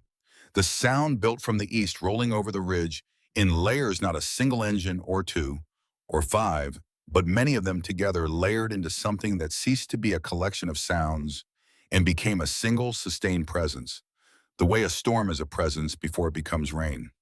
The ridge absorbed the sound for a moment and then gave it back, amplified by the valley walls. And it came down through Harlan Creek like something that had been on its way for a long time and had finally arrived. They came through the highway in formation, 73 riders in disciplined rows chrome, catching the early light in quick flashes as they moved the sound of their engines together, filling the valley from one side to the other and setting it vibrating in a register Cole felt in his chest wall. Houses along Route 9 lit up as they passed. Every dog in the eastern half of town responded in turn. Cole stepped out of the work bay and stood in the yard and watched them come in through the gate. They filed through in sequence, filling the front lot and the gravel apron and spreading along the fence line, engines dropping to idle one by one as they found their positions until the collective thunder settled into a low, sustained rumble that was felt as much as heard. 73 machines, 73 men in leather and road-worn patches watching Cole from their seats with expressions that ranged from quiet assessment to something more difficult to name. Something that had to do with being present at the end of a thing that had been going on for a long time. At the front of the formation, on a machine that was older than most of the others and more worn, sat the man Cole had never met and recognized immediately. Marcus Holden was 51 years old. Broad through the shoulders in the way that years on a motorcycle develops not bulk, but endurance, the kind of physical presence that is about sustained commitment rather than size. His hair was silver now, thick and worn slightly past his collar. His beard was trimmed close. The patches on his vest represented 30 years of a story Cole could not read in full, but could understand in outline. A man who had earned considerable authority and had not done it by accident. He dismounted and walked forward alone, and Cole walked toward him and they met in the center of the yard. They looked at each other. Marcus looked past Cole at the work bay, at the Harley through the open door, and something that was not a small thing moved through his face. His jaw tightened. His right hand started a gesture and stopped without completing it. His well, Marcus said. His voice was rough at the margins, right there on the seam where the bracket meets the down tube. Jake always ran a little hot, left a specific ripple pattern. I watched him lay that bead in '79 in our uncle's garage. He was 22 years old. He stopped. I was 18. Cole said nothing. He understood that this was not a moment that asked for words from him. Marcus looked at the motorcycle for a long moment. Then he looked at Cole. "You did this?" he said. "I fixed what was already there." Marcus held his eyes. "That is not a small thing." His voice was steady, and he meant it precisely as a statement of fact rather than a compliment. Before Cole could respond, tires crunched on gravel at the far end of the lot. A county cruiser came through the gate, and behind it on the highway moving fast, the black sedan that Cole had been watching park outside his trailer for 7 weeks. Walt was at the work bay door. Ray Ferris, who had driven through the night from Reno and arrived before the formation, stood beside Walt's truck with the expression of a man who had driven 6 hours because he needed to be present for this and would drive 6 more if the situation required. Cobb got out of the cruiser in full uniform. He walked through the formation without looking at it and stopped in front of Cole. "He is on his way," Cobb said. "Cross, I called him this morning and told him the situation was different than he understood and that he needed to come personally." He paused. "I told him that because I wanted him here. I wanted to look at him when it happens." Cole looked at the sheriff. "Why?" "Because I stood at the edge of things for 30 years and watched from a safe distance," Cobb said. "I want to be standing in the middle of it when it ends." He moved to Cole's left and stood there. It was a position that said something without requiring words. Marcus Holden on Cole's right noted it without comment. The sedan came through the gate, 2 minutes later, slower now, the driver having registered the full scope of what was in the yard. It parked and Cross got out with his lawyer and 2 other men whose suits were too new for 7 in the morning in a salvage yard. Cross read the room in sequence. The formation, Cobb's position, Marcus Holden. He processed all of it with the control of a man who had been managing his composure in difficult situations for a long time, and for the first 30 seconds, he managed it almost completely. Only around the eyes did the effort show. He looked at Cole. "Mr. Briggs," he said. His voice was still even. "You have made this considerably more complex than it needed to be." Cole said, "You made it complex when you put 3 bullets in that frame." Cross's jaw tightened very slightly. "Whatever you believe you found constitutes documentation of nothing that qualified legal professionals cannot address. A collection of old papers inside a motorcycle frame is not evidence of anything that will survive examination." His lawyer started to speak. Kathleen Voss came through the gate. She was 44 years old, and she moved with the efficiency of someone who had been in motion for 24 hours and intended to stay in motion until the work was done. State investigator's jacket, badge on her hip, a file folder under her arm. She walked across the yard and positioned herself between Cole and Cross. Kathleen Voss, Wyoming State Criminal Investigation Division. She did not raise her voice.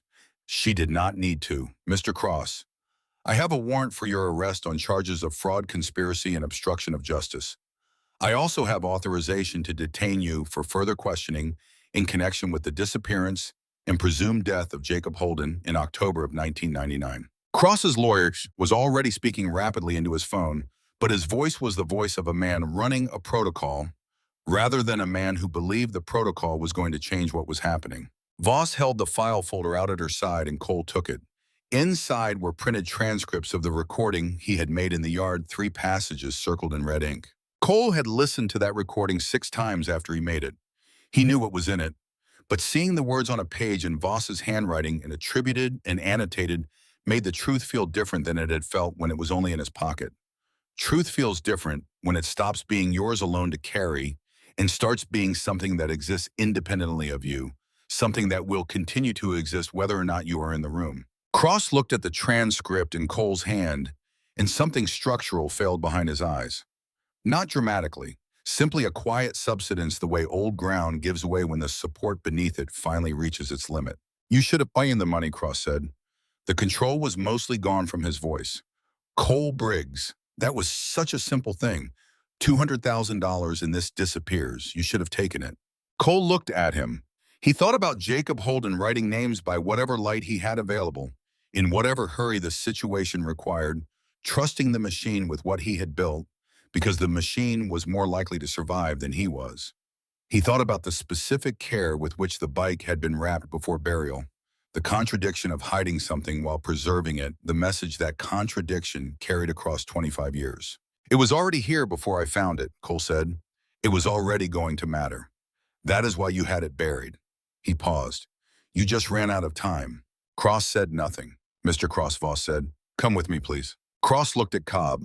It was the look of a man who had relied on a particular door being open for 30 years and was now discovering that the door was closed. Cobb unpinned his badge from his shirt. He held it in his palm for a moment and looked at it. Then he leaned forward and set it deliberately on the hood of Cross's sedan, placing it with a care that said this was not impulse, but decision. 30 years, Cobb said quietly. I am done. The handcuffs went on in front of 73 witnesses in the yard of the salvage yard, where the motorcycle had been found in the town that had been dying for 11 years, in the county where Cross Development Group had been operating for 3 decades, with a sheriff on the monthly payroll, and the records arranged to support whatever story needed to be told. Cole watched the state vehicle pull away. Something loosened in his chest that had been tight since the morning 7 months ago, when he had first seen Chrome under the south fence debris. Not triumph, not exactly relief either. Something more like the feeling of a sustained note finally resolved the specific quality of a thing that has been waiting to be finished, finally reaching its end. Marcus was beside him. The legal process will take time, Marcus said. It always does when there is money on the other side of it. I know. That is not the same as it not being over. No, Cole said. It is not the same at all. Marcus looked at the work bay door. Can I, he said, and stopped. Cole stepped off and gestured toward the open bay. Marcus went in alone. Cole did not follow. He stood outside the bay and looked at the yard instead, at the 73 riders who had also understood, without being told, that this was not a moment for company, and who were engaged in various quiet activities that faced away from the bay entrance, a coordinated and unorganized courtesy that none of them had discussed because none of them had needed to. Through the bay window, he watched Marcus Holden walk up to his brother's motorcycle and stand in front of it. He watched Marcus put both hands on the tank and hold them there, and he watched Marcus's head go down. He did not watch anything after that. He turned his back and looked at the Wyoming morning. Ray Ferris came and stood beside him. I was at Sturgis in '94, Ray said. I was standing about 10 feet from that photograph being taken. I saw Marcus put his arm around Jake's shoulders. I saw both of them laughing. He was quiet for a moment. I have thought about that morning a lot over 25 years. He looked at the bay window. I thought I would spend whatever is left of my life carrying it without a resolution. Cole said, I am glad you checked the forum. Ray said, I am glad you wrote the message. They stood together in the morning light, and the valley continued to warm around them, and the motorcycles continued to idle, and the town continued to exist in the way dying towns continue to exist stubbornly and without particular grace present despite everything. Kathleen Voss came in and found Cole at the bay door 20 minutes later. "I need to ask you something," she said. "You could have taken $200,000 at any point in the last 7 weeks and walked away from all of this." She looked at him directly. "Why did you not?" Cole thought about how to answer honestly. "My sister is sick," he said. "Pulmonary fibrosis. The treatment cost more than I make in 2 years doing salvage work and pumping gas. I started restoring that motorcycle because I thought selling it could change that calculation." He paused. "And then I found the ledger and I understood what had been done and who had died building the case against it." He stopped. "I could not take the money and walk away. Those two things cannot both be true at the same time." Voss looked at him. "She said the email you sent, the anonymous tip." "Yes, that email is why I was able to get the warrant. I have been working this case for 3 years on circumstantial evidence that was never quite hard enough to move on. Your documentation changed that." She paused. "You did not know when you sent it whether it would reach anyone useful." "I sent it to 4 places," Cole said. "I did not know which one would matter. I knew it needed to exist somewhere besides my trailer." Voss was quiet for a moment. Then she said, "Jacob Holden was on his way to meet my mentor when he died. The investigator who was reassigned out of Wyoming after the disappearance. His name was Denton. He spent 30 years as one of the best investigators in the state, and he died 14 months ago, still carrying the knowledge that he had failed the man who was bringing him documentation." She stopped. "When this case resolves, his name will be attached to it. He deserves to see it finished, even if he can only see it from wherever finished things are seen." She looked at Cole. "And so do you."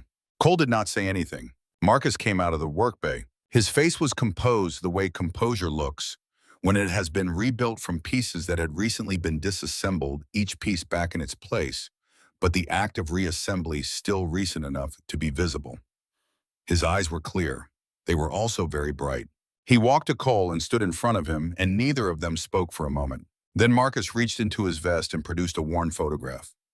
Same 2 men, same motorcycle, same grinning faces in the easy, familiar way of people who have known each other long enough to drop their guard completely. "I have had this for 25 years, Marcus said. "I want you to have it." Cole shook his head. "That is yours. What is mine is the knowledge that it ended right," Marcus said. He pressed the photograph into Cole's hand and closed Cole's fingers around it. "That knowledge belongs to me. The photograph belongs with the man who made the ending possible." Cole looked down at it. The 2 brothers, laughing, not yet knowing. He put it carefully in his shirt pocket over the place where the dog tags had rested. Kathleen Voss came back to the yard at noon with a second file folder. She found Cole and Marcus near the bay, and she opened the folder and produced a single envelope sealed, addressed in the same cramped, urgent handwriting as the ledgers. "This was in the Cross-Development Group's storage archive," she said, "a unit registered to a shell company established by Richard Cross in the late 90s. My team went through the archived materials last week when we were building the warrant application." She held the envelope out to Marcus. "It was intercepted and never delivered. It is addressed to you. The postmark is October of '99. Marcus took it with both hands. He looked at the handwriting on the front of the envelope for a long time, long enough for Cole to understand what it meant to him to see his brother's writing on something he had never seen before. Then Marcus looked at Cole. Cole took 4 steps back and turned and faced the yard. The 73 riders understood what this was, and none of them were watching. The morning continued around them, the valley and the ridge and the Wyoming sky. That was the kind of blue you only got at high elevation, deep and unambiguous and enormous. Cole stood there for a long time and let Marcus read the letter his brother had written 25 years ago, the night before he died, which had been taken and kept for 25 years by the man responsible for his death, and which was being read for the first time now in a salvage yard in a dying coal town, because a 20-year-old mechanic had pulled a piece of chrome out of a scrap pile and refused to cover it back up. When Marcus came and stood beside him again, his face was wet, and he did not do anything about it. "Jake knew what was coming," Marcus said. "He wrote it like a man making arrangements. He said he loved me. He said he was sorry he would not be there for what came next. He said he hoped I would find somebody worth writing for." Marcus stopped. "He wrote that in October of '99. He looked at Cole. "I think you are a reasonable answer to that." Cole could not speak for a moment. Marcus put a hand on his shoulder, brief and firm, and then he said, "The motorcycle. I want you to hear me." Cole looked at him. "Jake built that machine with his own hands starting when he was 22 years old," Marcus said. "He spent 2 years on it. He trusted it enough to put his most important work inside it because he knew it was built to last, and he was right about that." He paused. "You gave it back its engine. You gave it back its voice. You gave it everything except the man who built it, and that was not yours to give, and nobody asked you to." He met Cole's eyes. "I want you to have it, not as payment, not as thanks, because Jake built things to be used and ridden, not to sit in someone's collection being looked at, and that motorcycle should be with someone who understands the full weight of what it is." Cole started to say no. "I am not offering you a gift," Marcus said. "I am asking you to take on a responsibility. That bike is 25 years of my brother's truth. I need it in the hands of someone who knows that and will not forget it." He waited. "Can you do that?" "Yes," Cole said. Cross's legal team fought every motion available to them which Voss had predicted and which proved true. The case moved through the legal system at the pace of such cases, which is slower than justice and faster than the people who benefit from delay would prefer. Voss worked it with the specific dedication of someone who had been waiting for this case her entire career, and with the additional motivation of finishing what her mentor had not been able to finish. The two ledgers and the recording together constituted a package of evidence that Cross's lawyers could work around the edges of, but could not dismantle at the center. Cobb cooperated from the first day of formal proceedings. He had kept his own records during 30 years of accepting payments, the habit he had developed for self-protection that now served a different purpose entirely. His records documented 15 years of payments in more detail than either of the ledgers covered. And his testimony, when it came, was the testimony of a man who had decided to stop choosing the wrong thing and was doing the work of that decision with the thoroughness it required. He received 18 months in lifetime disqualification from any position of public trust. He wrote Cole a letter before sentencing. Cole read it twice. "You showed this county what it looks like when someone does the right thing and there is no reward attached to it," the letter said. "I spent 30 years doing the opposite. I hope your sister heals completely. I believe she will." Cole folded the letter and kept it. Abby's first treatment began 6 weeks after Cross's arrest. The Iron Nomads MC had established a fund in Jacob Holden's name within 3 days of the morning in the salvage yard.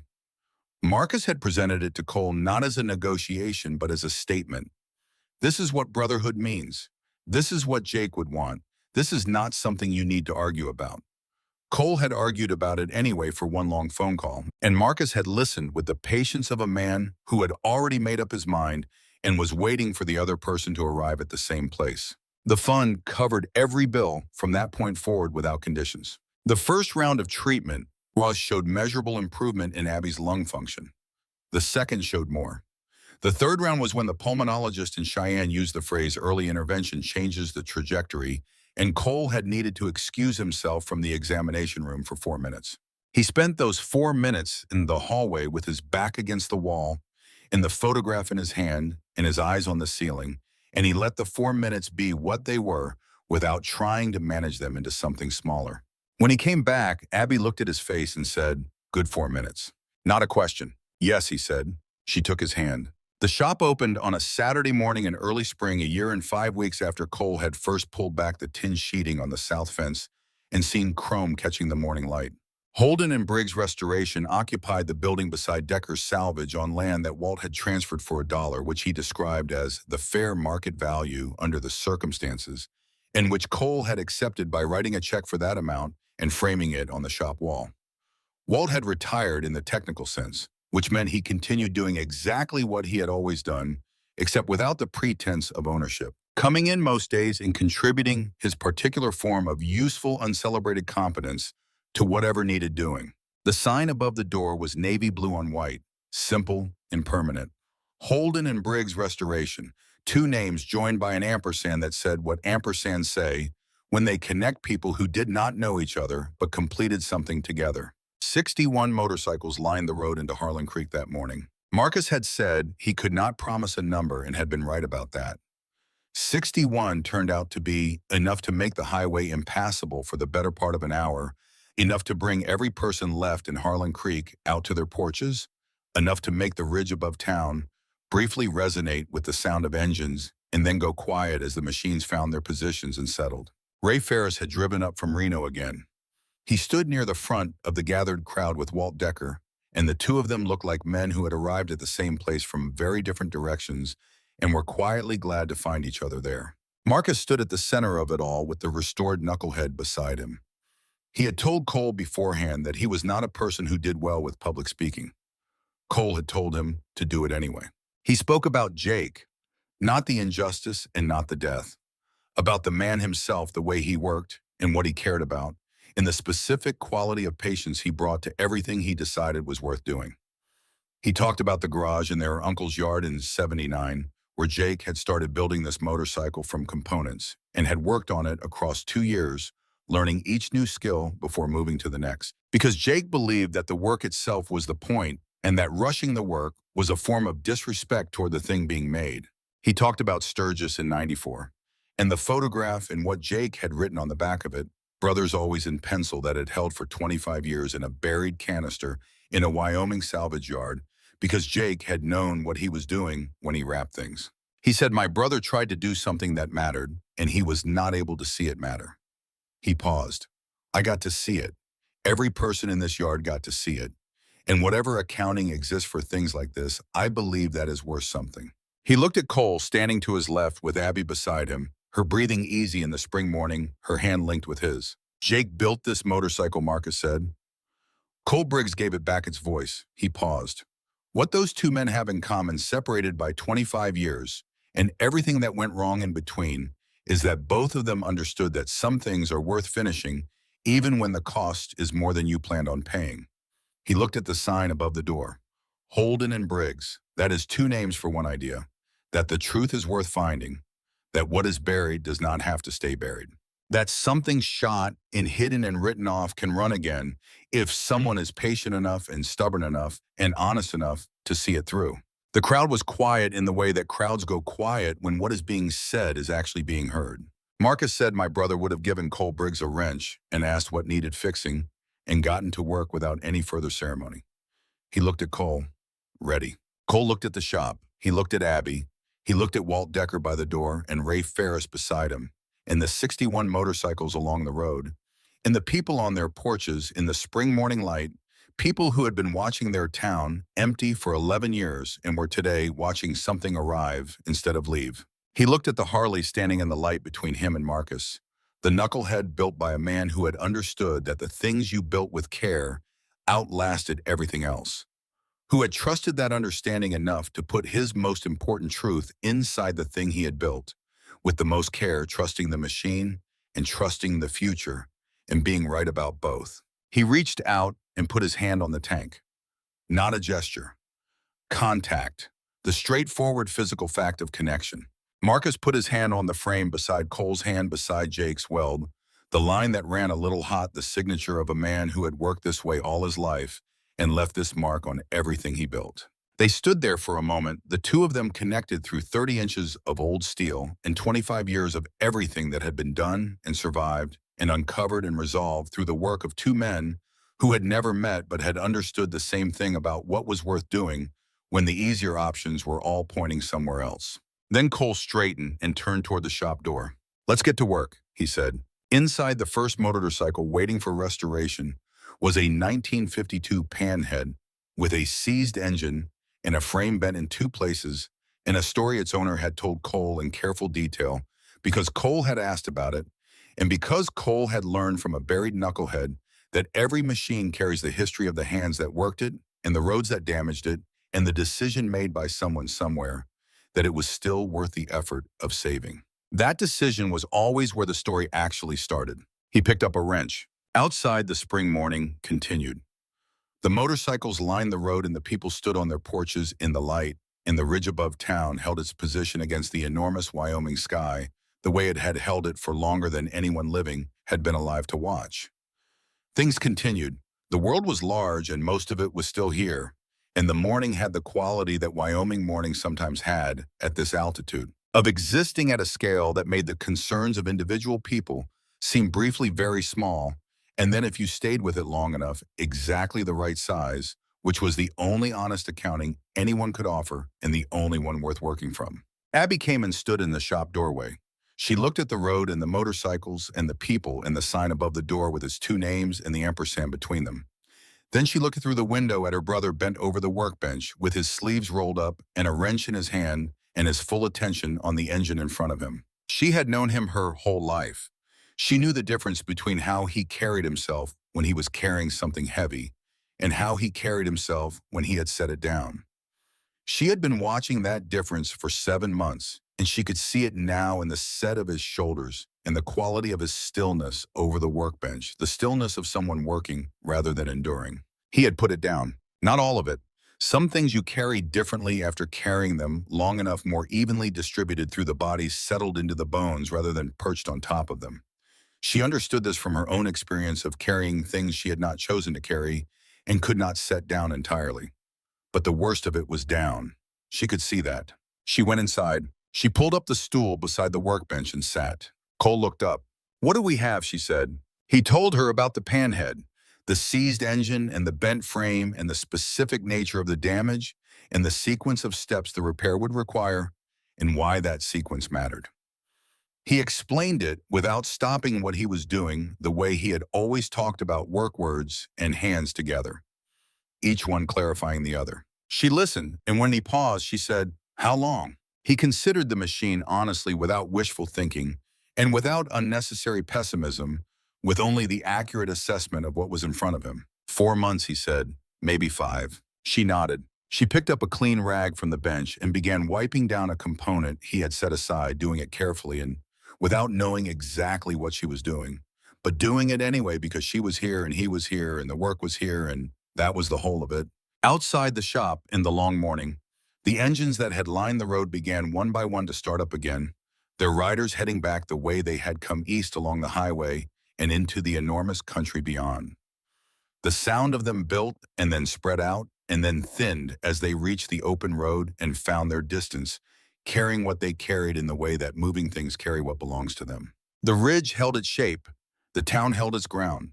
The sign above the door of the new shop held its two names in navy blue on white, and the morning held everything else the way mornings hold, what they hold without preference and without judgment until the next thing comes. The trial of Vincent Cross proceeded through the Wyoming court system across the following 14 months with the grinding patience that such cases required and the particular frustration of watching expensive legal talent deploy itself on behalf of a man whose guilt was not seriously in question, but whose liability required exhaustive documentation to establish beyond every reasonable doubt. Kathleen Voss drove to this process with the specific motivation of someone completing work that her mentor had been unable to complete, and with the additional motivation of someone who had spent 3 years building toward a case that had now been handed to her in its most complete form by a 20-year-old mechanic from a dying coal town who had refused to take the easy money.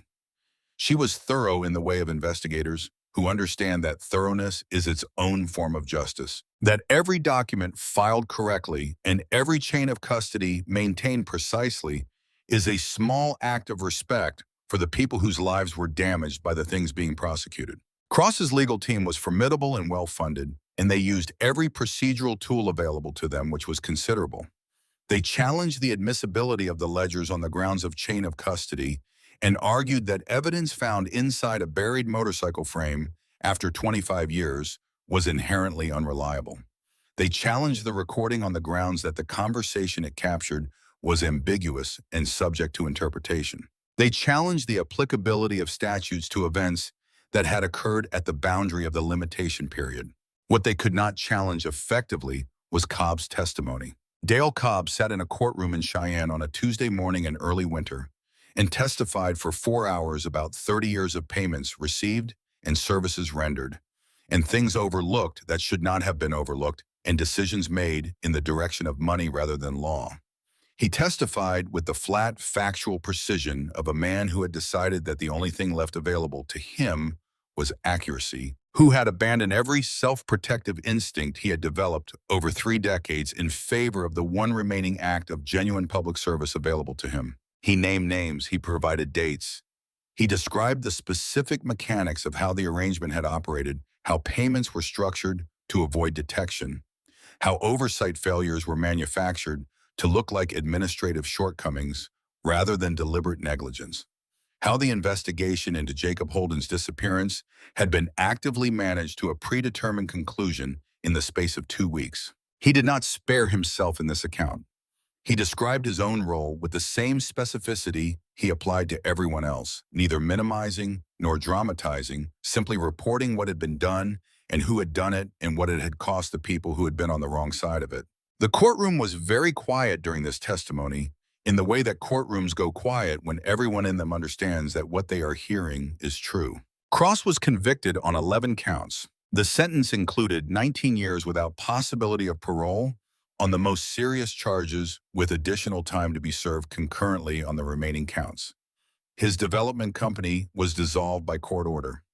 His assets were seized and the proceeds applied to a victim restitution fund that Voss had specifically requested be structured to benefit working families in the affected counties, which was what Jacob Holden had been trying to do, and which it now fell to the legal system to accomplish in the only way available to it after the fact. Cobb received 18 months in a minimum security facility and 7 years of probation and lifetime disqualification from any position of public authority. His cooperation had been extensive and genuine, and the sentencing reflected that, though it did not change what 30 years of complicity had cost the people in the county where he had been the law. Cole read about the verdict in a message from Voss on a Thursday afternoon while he was in the middle of rebuilding a transmission on a 1966 shovelhead that a retired school teacher from Casper had brought to the shop the previous month. He read it twice and then he set his phone down and finished the work he was doing, because the work was in the middle, and leaving work in the middle was something he had been trained out of by years of understanding that unfinished work was more costly than delayed work. When he was done, he went inside and told Abby. She was at the kitchen table with her textbook and her coffee in the particular quality of light that came through the trailer's east window in the late afternoon, and she read Voss's message twice, and then she set the phone down and looked at her hands for a moment. "It is finished," she said. Cole said most of it. She looked up. "What is not finished?" "Jacob Holden is still missing," Cole said. "No body was ever recovered. The conviction gives the family legal closure, but not the other kind." Abby was quiet for a moment. She said, "Does Marcus know?" "Yes, we talked this morning. And he said Jake knew it would end this way. He said Jake told him once that the truth did not always carry everything with it. Sometimes it just carried itself." He paused. "Marcus said he is at peace with that. As at peace as you can be." Abby thought about this. She said, "I think I understand that." Cole looked at his sister. Her color was good. Her breathing was easy in the way it had been for 4 months now, since the third round of treatment, since the doctor had used the phrase trajectory and meant it optimistically. She looked like a person who was going to be all right, not someone managing toward a livable future, but someone inhabiting a present that worked. He had done this for her. He had started it for her. And somewhere along the way, it had become something else too. Something that existed independent of the medical bills and the arithmetic of their lives.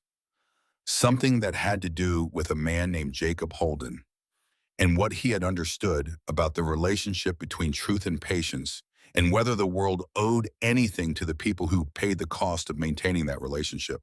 He thought it did. He thought that was one of the things a court verdict meant, not just the specific legal accountability, but the broader acknowledgement that the cost had been real and the person who paid it had been right to pay it. He thought Jacob Holden would have considered this a reasonable resolution. Not the ideal one, the reasonable one.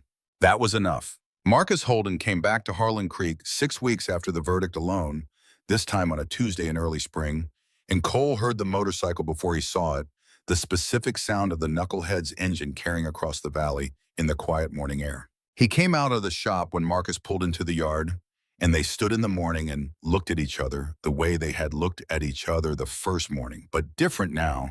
The difference being that the first morning had been the beginning of something, and this morning was not the beginning of anything. Marcus got off the bike and they shook hands, and Marcus said, "How is she?" Cole said, "She is going to be fine." The doctor used the word trajectory. Marcus nodded. "Good." He looked at the shop sign, Holden and Briggs. Cole said, "You are in Wyoming. Come inside." They sat at the workbench with coffee, and Marcus looked around the shop at the machines in various states of work, the panhead from Casper that was nearly done, two other bikes waiting their turns, the tools arranged in the order that made sense to Cole and no one else. "This is what you wanted," Marcus said. Cole said, "This is what Jake's motorcycle made possible." "Yes." Marcus held his coffee cup. He said, "I want to tell you something. I have been thinking about how to say it for several months." Cole waited. "I spent 25 years looking for what happened to Jake," Marcus said. "Not constantly, not every day, but it was always there. The not knowing was always present as a background condition of my life. The way chronic pain is present there, even on the days when it is not the loudest thing in the room." He paused. "When you called me, when you told me what you had found, the not knowing stopped." He stopped himself. It did not become knowing, not entirely. "I still do not know exactly what happened that night or exactly where Jake is. But the not knowing of the kind that lives in you and shapes everything around it, that stopped." Cole said, "I am glad." Marcus said, "I want you to understand that what you gave me is not a small thing. It is not a thing I can properly repay or that requires repayment in the sense of a transaction." He looked at Cole. "But I want you to know that it is not small." Cole said, "I know." Marcus said Jake would have liked this shop. He would have walked in here and gone straight to the worst machine and asked what it needed and gotten to work. He looked at the pan head. That is what he did with everything. He looked at what needed doing and he started. Cole said, "That seems right." Marcus finished his coffee. He stood up and they walked outside and he put on his jacket and got on the bike and Cole stood in the yard. "One more thing," Marcus said. He reached into the inside pocket of his jacket and produced an envelope and held it out. "This is from the Brotherhood Fund, not for Abby's treatment that is already handled. This is for the shop." Cole looked at the envelope. "Jake left money," Marcus said. "He had savings and a small insurance policy, and he had named me as beneficiary, and I kept it in an account for 25 years because spending it felt like giving up on finding him." He stopped. "The court ruled his death, which means the estate can be formally settled." He looked at Cole. "I talked to the other officers and we agreed.